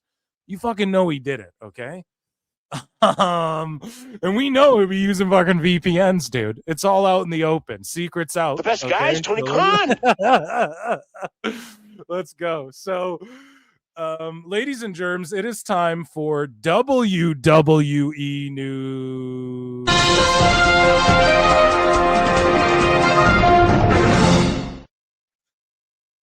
So some shit went down on Raw, and we're going to talk about that. So Akira Tozawa shares a statement on his WWE career after he and Otis became #1 contenders. They came out in some new drippy gear. Akira's really wrestling his ass off. I love that. It's what we've been wanting. Otis can really go too, and they are the #1 contenders in a multi-man thing for the tag team titles. And I got to say, man, the people could get behind these dudes. Once more, Tozawa just said, look, I've been here for about 10 years. To be honest, I haven't left the results people expected, and I sometimes get laughed at, but I love pro wrestling. I love WWE. That's why no matter what people said, I kept going, and now it's time. Otis, thank you for being my partner. Maxine, thank you for always supporting us. We also got Shooter Natty, right? Like Shooter Natty is like being a shooter on the fucking show, which is awesome as well. And definitely, again, I was like, we're getting Shooter Natty. And then she still kind of wasn't being Shooter Natty. And it was kind of like, you know, I was like, fuck, we're not going to get it. But then we got it. So Rey Mysterio legit hurt his arm or his chest or something. And or his knee, maybe. I don't fucking know. But they threw up the X's, and he likely is out for the Rumble, which sucks because like Ray is just unable to stay healthy lately. But think about the years he's put on his body. I mean, he might feel great because of all the fucking stem cells and and I'm not hating on him, right? That's what you do when you're older, the stem cells and the fucking little bit of like, you know, the steroidy stuff that's kind of legal, like testosterone replacement and all that. You know, he's doing all that shit. He's rich and he's fucking doing all that stuff. So I know you might feel good and you get up in the morning and the back doesn't ache, but like, dude, the shit will fall apart again. And I just hope he stays healthy. Hopefully he's not out for the Rumble coming up. Speaking of Shooter Natty, here she is. She cut a little promo and did her thing, which is awesome. Adam Pearce on Raw is talking to the mystery higher up official, and this is what he said to the guy on the phone, and it's been going on for the last couple of weeks. Precisely. Believe me, I have everything under control. Okay. All right, great. Thank you. All right, bye-bye. So who is that? Some people think it's me, Austin. It was me all along. I don't know. I think it's a swerve. I think they're going to swerve us and like maybe not Undertaker, but like someone is maybe The Rock. Maybe that's too big of a name, but someone's going to show up and be the commissioner who like gets Pierce and Aldis in line against their better judgment. And then it's sort of a power dynamic of like, okay, this figure, we're all booing them and they're like the higher up. They have the final say. But Pierce and Aldis, we still like them and they manage the day-to-day, like general managing. Whereas this guy comes in as like the commissioner or whatever. Now, who is it? Is it Vince? I really doubt it. And Vince needs to stay the fuck away from WWE as far as I'm concerned.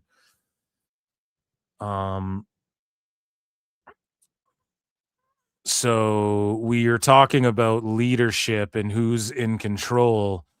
But before that, we have ratings news and attendance news for these shows. So SmackDown saw an increase in the key demo for last Friday's episode from the prior week. 18 to 49 did a 0.22, and their overall rating was really good. They were number one, so they did 943K, but is that really good? I don't know. No milli, so people are going to shit on it, but it is what it is. SmackDown saw an increase in the demo from last week. We read that.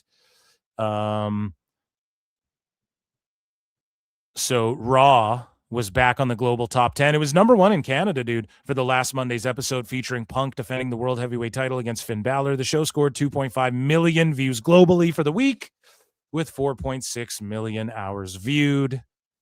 Good for them. Attendances are going off as well. They just keep drawing, and it's making Sicko's head spin a little bit. So Monday Night Raw in Toronto did like 15,000 there, rounding high. I'm sure by the time the doors open, it was 15,000. February 6th, SmackDown is going to do they're at about 7,500 tickets sold, and they're trying to do 9,000. So I'm sure they'll fill that up. And if they don't, they'll come just shy. So still really good houses, even though SmackDown, you might say it's a weaker show. I might say it's a weaker show, but still really good houses. Moving along here. Monday Night Raw, February 02 in Philly, where there will be a Philly street fight, I believe, between Vaquer and Raquel.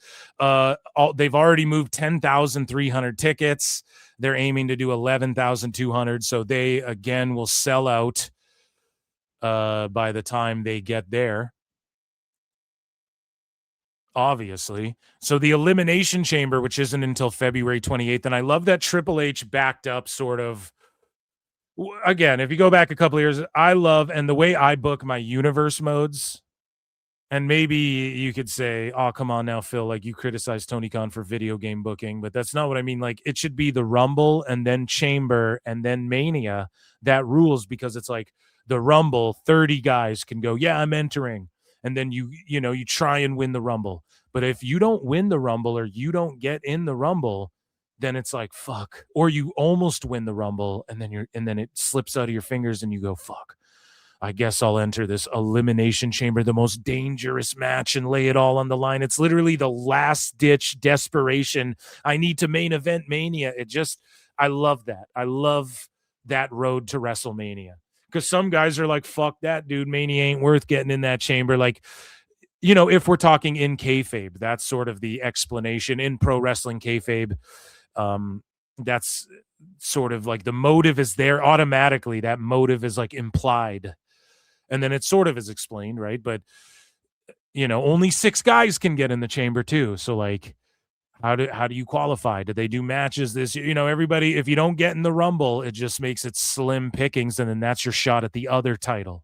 So whoever wins the Rumble gets to call their shot at a title. Whatever other title ain't getting defended. Well, if you want to step in the chamber and last minute, I love that, dude. The format of it all, the road to Mania, you guys already know. Your boy Phil gets hyped for that shit every year. They're in Chicago, 13K tickets sold. They're aiming to do 15.1. I mean, they'll hit that, no problem. So just crushing, like WWE's just fucking crushing right now, business-wise. Speaking of business-wise and the Royal Rumble and everything, for those wondering, YouTube TV subscribers will not have direct access to ESPN Unlimited for this weekend's Royal Rumble for whatever reason. So again, VPN, guys, nordvpn.com/ProWrestleTime. Save some fucking money. For real. Like, I don't know. All that shit is like, I don't have to worry about any of that shit to watch any of this stuff. I just watch the shit on Netflix. I don't know what ESPN, whatever the fuck is. We got TSN out here, buddy.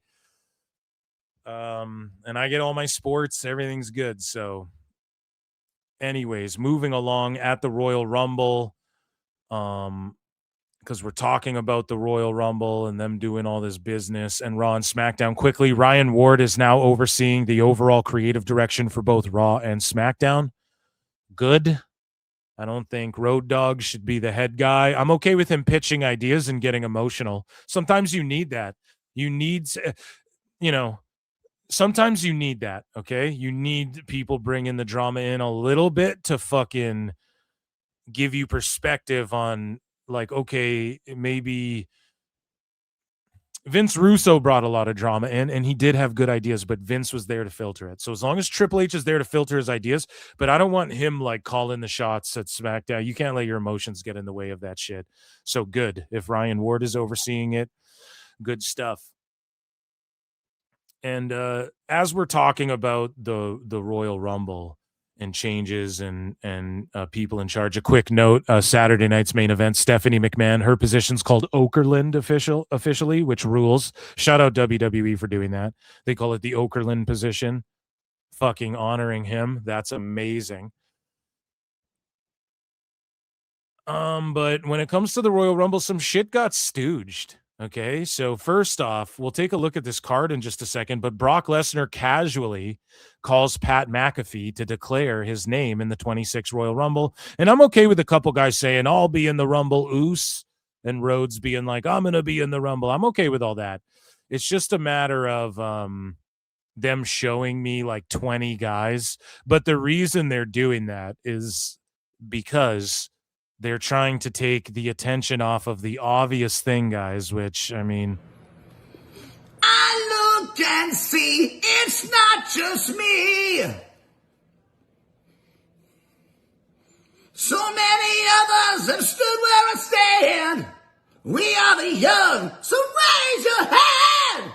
They call us problem child. We spent our lives on trial. We walk an endless mile. We are the youth gone wild. We stand and we won't fall. We're one and one for all. The writing's on the wall. We are the youth gone wild.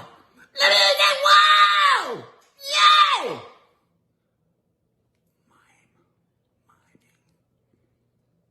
So they're clearly, you know, letting you know that they're announcing some names. It's like, oh my God, Brock's going to be it. Like, that's big enough mainstream headlines where people are like, holy fuck. And then when Jericho shows up, that'll be the shock moment, whatever. Like you're in great shape. This is courtesy of the Pat McAfee show and ESPN, I want to say. I don't know. I'm always in great shape, man. No, I'm heading to the Royal Rumble, boys. I'm going to win it. Oh, you're in the Royal Rumble? You're in the Royal Rumble? I'm going. Yes, sir. Okay, are you prepared? Are you ready? We haven't seen you do much, right? Have we? Have we seen you? No. I might have missed. I haven't seen you do much. Are you ready? That's a lot of dudes. 30 men. 30 dudes. You be 30 dudes, dude. one of them. Are you ready to get your a lot of young bucks out there too, Brooke? A lot of young bucks out there, Brooke. While they're talking about AEW, Brian. I'm in shape, brother. I'm in shape. We're going to do this. All right. Remember when I posted the poll? Do you guys remember like a year ago? Remember when everyone was talking about like 1 man versus or 100 men versus a gorilla? And I was like, I made the post: who wins in a fight, 100 Young Bucks or 1 Brock Lesnar? Pat McAfee listens to PWT confirmed. No. Safe travels. I'll call you back. Like you're in great shape. Yeah, that rules. And shout out Brock, and he just dropped that. Now out of nowhere, like an RKO. And shout out JD from NY who posts this. So ESPN spoils Seth Rollins' return at the Rumble. And I'm sorry, guys. I'm sorry that I'm spoiling this one for you guys. I'm sorry. And I know that I literally willed Chris Jericho back into WWE. I deserve my props for that, okay? You just made the list. But Seth Rollins here gets stooged, and I'm sorry to spoil. I know it's like a big spoiler, but some people were kind of anticipating it. This could be a fuck up, and this could actually not even be the case, though. Like, what if this is not even the case, and Seth is like, I'm actually sitting out? I don't know. What if Seth is like, but just listen to this, okay? Maybe this will work. Maybe we're all getting worked right now. And imagine if WWE hit up ESPN and was like, do this. A little bait to throw people off. Now, I told you guys I'd get you an allegedly, and I think I have the allegedly here. Let me just double check. And sometimes the allegedlys are like, motherfucker will tell me, listen, this might be to throw sheets off, but here's what's being said type shit. No, there's no goddamn allegedly. Sorry, guys. But you know, sometimes people will say like, okay, the dirt sheets are going to say this and whatever the fuck. Okay. So this is one of those two, like, oh, there's something to throw people off for the Rumble. Do you want it? Someone asked me and I was like, yeah, I want it. Well, I responded live on the air. I'm not going to fucking earlier. I was like, I don't know. I don't need to bother. I don't need to ask, but for the PWT universe, I'll ask. Okay. So when I get it, you guys will get it next show. But if it's a spoiler, I ain't gonna fucking tell you guys because I don't want to ruin it for anyone. I'm already spoiling this, but ESPN spoiled this allegedly again. So I don't.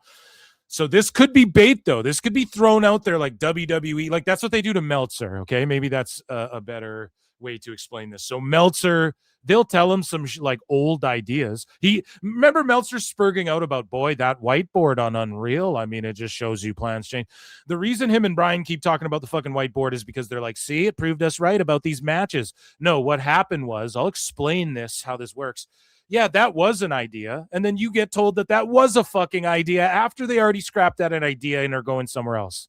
And then that's why you look like a liar, Dave. And you're too fucking dumb to know that if anybody stooges from you in WWE, to you in WWE, their job is to stooge to you fake shit from WWE. They know that this person's doing it and they have a method of doing it to make you look fucking dumb and be wrong while also leading you on a fucking trail to where you're not spoiling everything. That's why Dave spoils everything AEW, spoils everything. And he doesn't spoil shit from WWE. It's always a 50-50 guess. That's why, because that's how that works. Okay. So, and they just hate being worked. It's like, fuck. So if they work me with this fucking round explosion, I'll pop. Dude, check this out. I'm going to pop if Rollins isn't in the Rumble. How about that? Because this is a work. And I would love if this is a work. And this could be bait. This could be a fucking work. Right. And I would love it if WWE went to this level, but ESPN like stooged this, but this seems too blatant. But again, it's like he's not in studio to be like, don't mention this. He's like phoning in. They're like via satellite on this episode. And I don't know if it's because of weather or what, but it's like, so the guy Rollins isn't there to be like, don't talk about this. Of course, probably production told him something, but I don't know if this was a work. Rollins is a master worker. He worked everybody with the knee, even though Dave and Brian want to cry about that too. Oh, we weren't worked by the knee. You thought I was worked by the knee. You were worked by the knee. Oh, this is quiet as fuck. He just, okay, so he's saying, dude, I'll boost the volume on the clip. Sorry if you're listening out there. He's like, dude, you shocked the world. WWE's taking over the world. An event like Royal Rumble.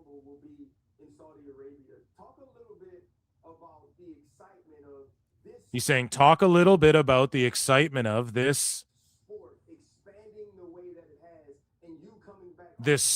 expanding the way that it has and you coming back at the Royal Rumble. He's about to say, then watch Stephen A. Smith's face. From you coming back from injury to participate in the Royal Rumble. Look at Stephen A's face. Oh, no, it's true. They were good. Oh, no, it's true. Oh, God. See, it's a spoiler. He literally says, he doesn't ask him. He goes, what does it feel like coming back from injury at this Royal Rumble to participate in it? And then Stephen A is like, he like sucks his teeth and is like, shit. He like kisses his teeth. You know that shit?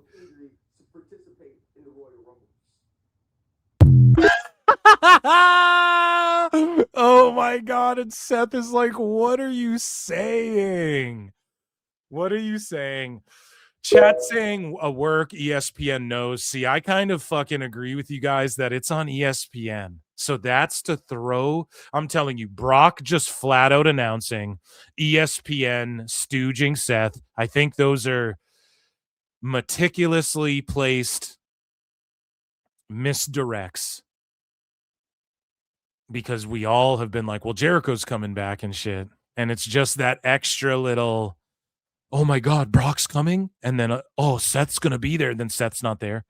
But it's like, but we got fucking, you just like kind of forget about it. It could be, but maybe that's too like giving them too much credit. I don't know. The Royal Rumble, though. These aren't my official picks. I do my official picks, Phil's picks, right?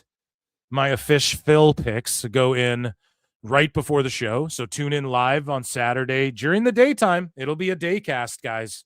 Okay. So make sure you tune in. Sicko Saturday won't be on at the same time. We're going to watch the Royal Rumble in Riyadh together, and it's going to fucking rule. And we got AJ Styles versus Gunther retirement match. I think AJ is going to be Gonzo, or they do some sort of schmoz and drag this out to the fucking Rumble. To WrestleMania, you idiot, to WrestleMania, and then he leaves then. I just don't see. Now, there's a lot of conspiracy theories online right now about AJ's going to go to AEW. John Alba's like, I always said he would. I'll tell you guys this. Before Alba's like, on Patreon, I said he would. I'm like, buddy, for free on Twitter and fucking this stream on YouTube, I said that same shit. AJ would do it for like a one-off bag. Like, he's friends with those guys, but I don't see him going week to week in AEW or TNA or any of that shit. Okay? AJ, if he goes to fucking AEW, it'll be for one all-in. He has like a one and done. Puts someone over, dips out. And then what does it help AEW if he goes there either? Unless he just puts MJF over or tries to... Like, it doesn't even make sense. And AJ's not stupid, and he's not a mark for himself. And so, yeah. And then we have, which Rey Mysterio might not be in this Royal Rumble anymore, but he's on the graphic. The men's Royal Rumble, the women's Royal Rumble, those are both going to rule. Keep an eye peeled for, in the women's Royal Rumble, the men's Rumble, Triple H is like, there will be lots of surprises. He says there's surprises and new eras about everything. So don't put too much into what he says, but there will be some surprises in the men's. For sure. If Jericho's a surprise to you guys. I know he is when he pops up on this show. Still shocking, right? The bit still works. But in the women's, I would expect a couple legends, but nothing crazy. Just expect like, oh, shit, that's cool. But like nothing too crazy in the women's other than like NXT and Legends. But I don't know, man. The women's had a better Rumble match, like the way it was put together last year. Than the men's, although the men's was, it was doing its thing. So, and then you have Zayn versus Drew, which I think Drew gets the big title defense. And of course we called it Sami Zayn. Well, I'll give Pollock his due. John Pollock went on the Observer and called this out, I think, before anyone, but he was, or maybe other people did. Who gives a fuck? It doesn't matter. Everybody's fucking just talking about wrestling. It doesn't matter who fucking do first or right or whatever. I'm so tired of that discourse, but, Sammy being from Montreal, he wins the 4-way at SNME, and then they're going to Riyadh. So you just look at the schedule and you can kind of figure out what's going on. And that's what we did with Jericho too. People are like, but he's going on tour. And again, I was talking about that on PWT. I'm like, dude, he's going on a UK tour. This makes me think he's not going to be there for the Rumble. But as someone pointed out, like the Rumble's off, and then on his tour every Monday he has off. So he could just be flying back and forth to the UK. I mean, I don't fucking know. Where is Raw after the Rumble? I think we just read some of the dates, but it's like he could just fly back and forth and shit. He's rich, man. Jericho's rich as fuck. You know what I'm saying? So he could make it happen. I'm sure Tone will fucking loan him the plane still to make it happen. Right? So I'm locked in. I can't wait for the Royal Rumble. That's going to rule. Just to rapid fire these ones off here because it has gone late. Thank you guys for being here with me. WWE 2K26, they announced the Monday Night War edition. You see everybody on the cover. Of course, Sting not allowed on there. Hopefully Ric Flair, he's not on there. Community creations. The rumors are this game will only be for next gen as well. So that means like if you're into the like downloading attires and wrestlers that aren't in the game like myself, you get way more slots. We'll get like double the fucking character slots if it's next gen. That was the only thing holding them back before. So that will be cool if you guys are into 2K26. A lot of people were melting down about the fact that Triple H is on the cover of the thing. But as I explained on Members Monday, the sickos are just crying and they're seething. It's like, dude, Triple H. So the 2K games over the last few years have integrated a bunch of Attitude Era shit. And they have a bunch of characters, like they added the Road Dogg and shit and Billy Gunn. and they have X-Pac like whatever every year, but he's like wearing red and black, and they had Triple H and Shawn Michaels. They're not wearing their DX gear and shit like that, though. You know what I mean? Like it's Shawn Michaels with Sensational Sherry, and then just like his main 05 form and shit. And then even Triple H, he doesn't have any DX attires or anything like that. So this game is like, no, you're getting the Wolfpack, because the other year as well, they added like a bunch of Wolfpack Persona cards like 2 years ago. Then that disappeared. And then also like Conan, I don't mean to spoil it, but if Conan's in this game, don't be fucking shocked. Okay, guys. And this will be his first appearance. He crosses over. WCW, AAA as well is going to have a presence in this game. TNA will have a little bit of a presence, mostly AAA though, because they own that company. And Conan has ties with all that shit, the Wolfpack, the NWO Black and White and shit. So it's going to be shit like that. And Triple H, and then also CM Punk came at like the tail end of the Attitude. He was on WWE CW. And he was also in the Ruthless Aggression era. Like you could call that the Ruthless Aggression era or tail end of the Attitude. And so Triple H with his like reign of terror with the gold, who did he wrestle, guys? All the WCW guys who came in. He had the big gold was brought back.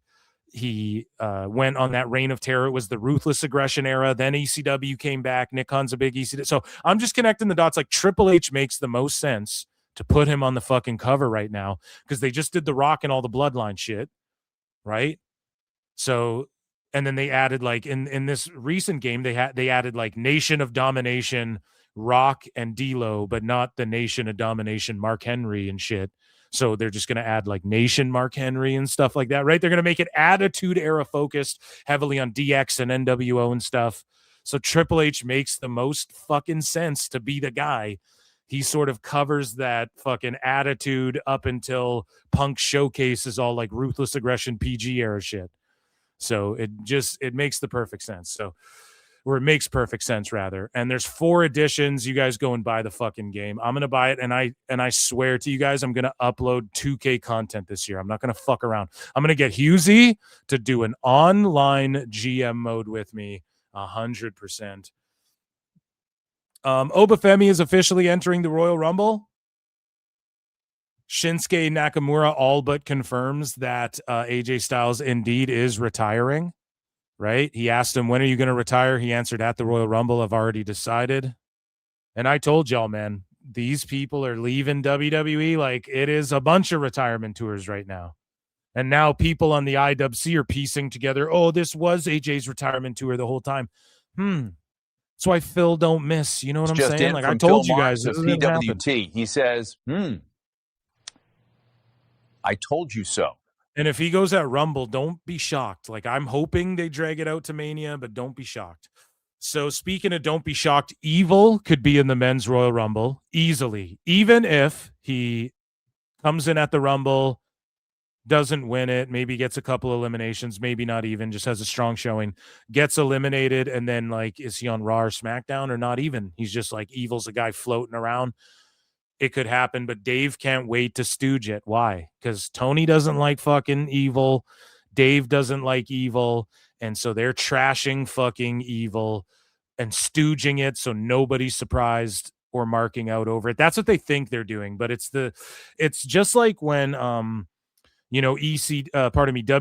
stooged the fucking results of Mankind versus, this is just blown up in Dave's face so many times. And he doesn't learn or study history, or he'd know that when you go, Mankind's going to win that title, people are like, oh shit. Right. It doesn't have that effect when like ex WWE guys go to AEW for money. We just go, well, of course they are. And it's not that shocking. Ciampa showed up on Dynamite. We all knew that was coming. Like, let's fucking be honest here. When Dave is doing like this to Evil, blowing up his spot, it's just because him and Tone don't like Evil, and that's the narrative. And we'll talk about that on tomorrow on Dave Meltzer Dumb Moment of the Week. But according to Fightful, Evil has recently been backstage at multiple events, and there's reportedly been talks. WWE filed to trademark Career Killer. So again, Gunther's going to retire everybody. Just be ready for it. Per PWI, Street Profits are slated to work upcoming NXT live events this weekend.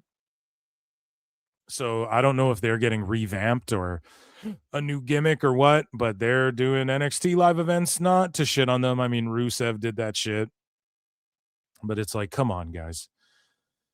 You know, we need to get this together.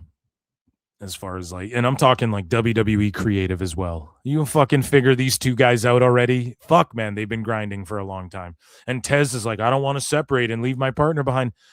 You're not leaving him behind because later you guys are going to be main eventing shows against each other, for fuck's sakes. Don't be an idiot. Do your own. You're a smart man, dude. Do your fucking own thing. And apparently Grayson Waller, Big G, my guy Big G is fucking injured, dude. That sucks. But he's been pulled off live events. I don't know what. He just manages. He just manages fucking the Boo Day.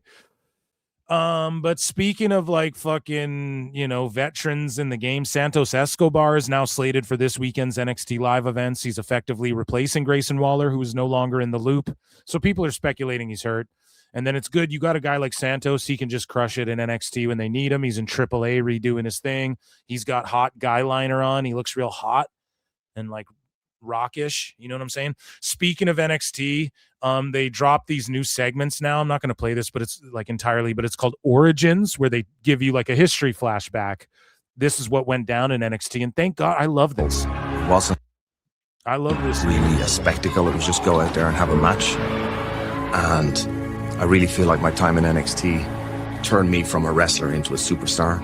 My name is Finn. And then they just focus on like, here's Finn Balor. This guy held 2 titles or whatever, you know. Speaking of WWE ID and the youngins on the come up in NXT and all that, champion Cappuccino Jones made history by defending the WWE ID title for the first time in Europe on January 18th in Haarlem, Netherlands at Pro Wrestling Holland. Jones defeated Ricky Sosa. Bang, bang. Sosa. And speaking of young guys and signings and all of that, WWE has signed Saudi Arabian wrestler Fahd Tuwaiq. And let's watch this, man. And it's like, bro, this motherfucker's got a spot in the Rumble. If Jericho doesn't got a spot in the Rumble, but this motherfucker's got a spot in the Rumble. I don't know.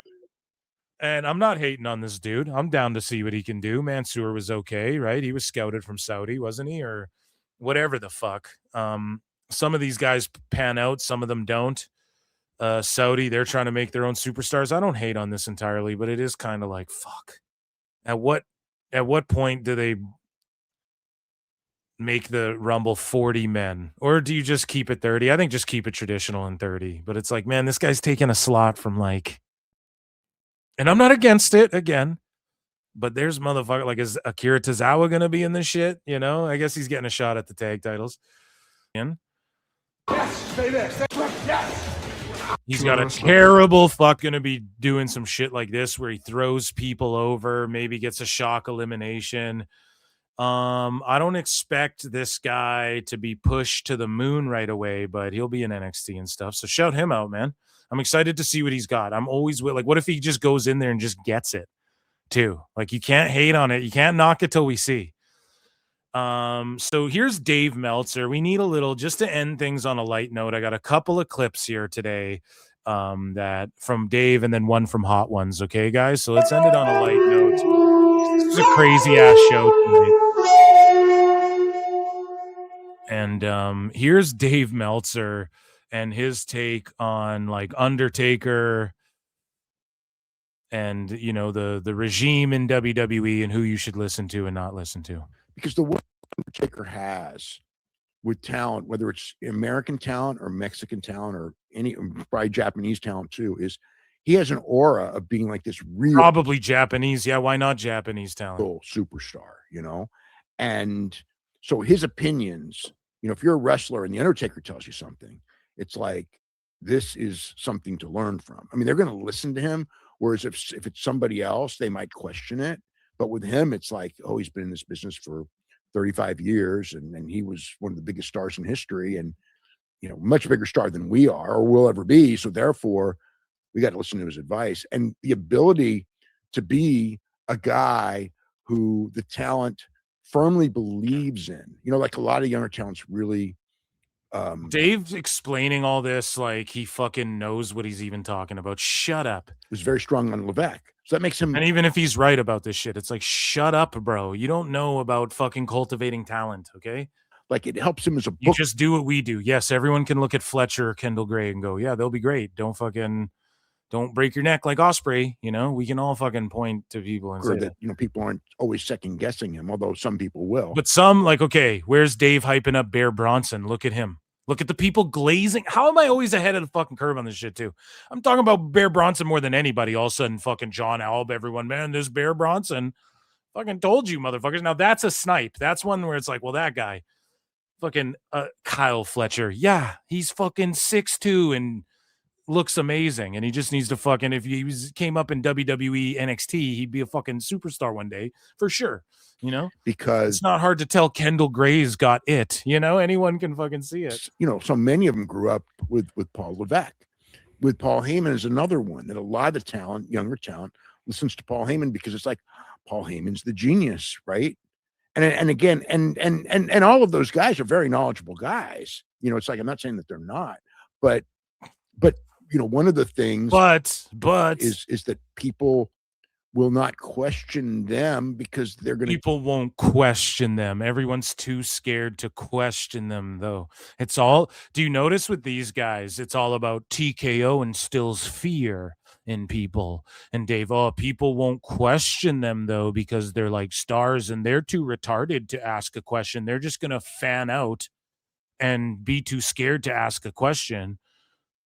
And meanwhile, it's like, why would you, like, if Undertaker's giving you a note on like character, how to work big, there's nothing to question. And why would he tell you anything wrong as like a hidden agenda to sabotage you? This isn't the old fucking locker room, Dave. You're fucking 3 decades behind the times, buddy. You know, it's like, I'm not saying that they're not, but you know, one of the things is that people will not question them because they're going to sit there and go, well, they know more than I do. Of course. So you are assuming or implying that they would lead them astray or that they're out of touch or something. Meanwhile, Dave, you intentionally lead people astray. We've proven it on the show. And you intentionally fucking lie to people. And you get worked and lie. Like, why the fuck would anyone trust what you're saying? Meanwhile, Dave can't apply that own logic to his own shit when people call out dirt sheets and go, bro, you influence fucking sicko weirdos and they parrot your bullshit. And it's bullshit. Why would Undertaker or Triple H or Shawn Michaels tell anyone anything that's going to fucking hurt them when WWE operates differently than it did a decade or 2 decades or 3 decades or 4 decades ago? To where, they would politic and tell someone to do something stupid, I'm sure. But now that you're in charge of the success and everybody's like a brand, like you're not going to have Netflix film shit for Los Garzas just to not use them effectively in AAA or fucking book them or tell them to do stupid shit or whatever. Like, he's just implying that, people won't question their bad ideas. What, compared to what? Like your ideas, Dave? Like, who's got better ideas? So I sit back and enjoy the show. Like, I'll Fantasy Mark book my ideas, but like they ultimately know better. What the fuck are we talking about? Dave, and then meanwhile, Dave will say, study and learn me and don't question anything I ever say ever. That's literally his mantra to people. Or you could learn and read. That's what he tells people. The fuck? So Raquel Rodriguez is asked to play Fuck, Marry, Kill with the 3 male Judgment Day members. This is the last one, guys. So let's take a look at this. This is pretty funny. Now you must make the ultimate choice. Shout out first week beast. Marry or kill. On who? On you three. Oh. You're like brothers. I thought I was asking the question. I don't want anyone to cry but me. Oh, shit.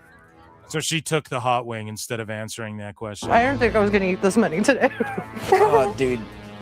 Did you see the number? Oh, my God. Oh, no. Are you okay?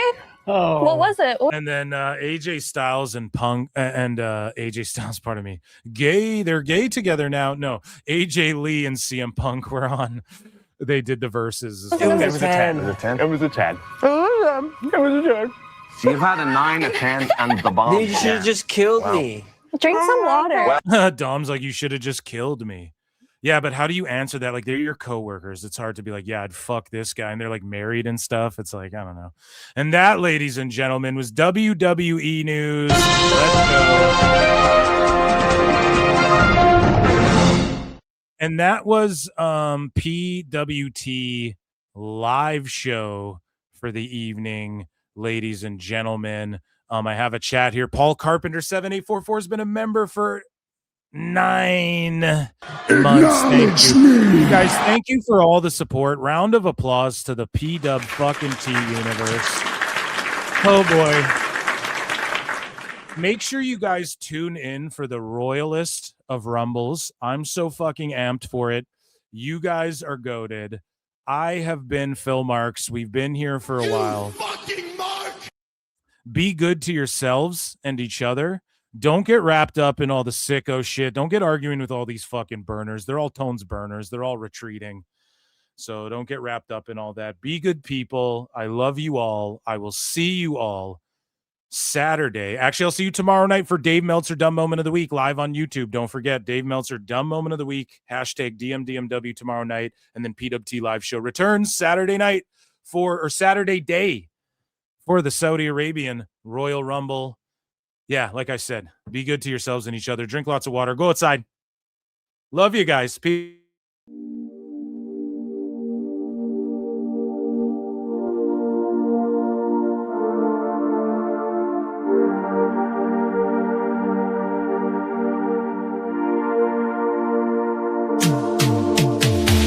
Every booking is golden, you see. Perfect cards crafted for you and me. You're the best guys, Tony Khan, it's true.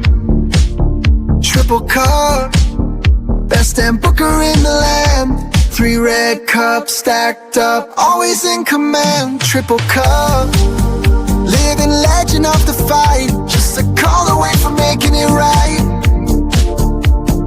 Never see a back card, no way. Got the whole roster locked in for the day. A Crimson Tower, modern art. Triple cup. Every booking is golden, you see. Perfect cards crafted for you and me. You're the best guys, Tony Khan, it's true. Triple cup, best damn booker in the land. 3 red cups stacked up, always in command. Triple cup, living legend of the fight. Just a call away from making it right. Never see a back card, no way.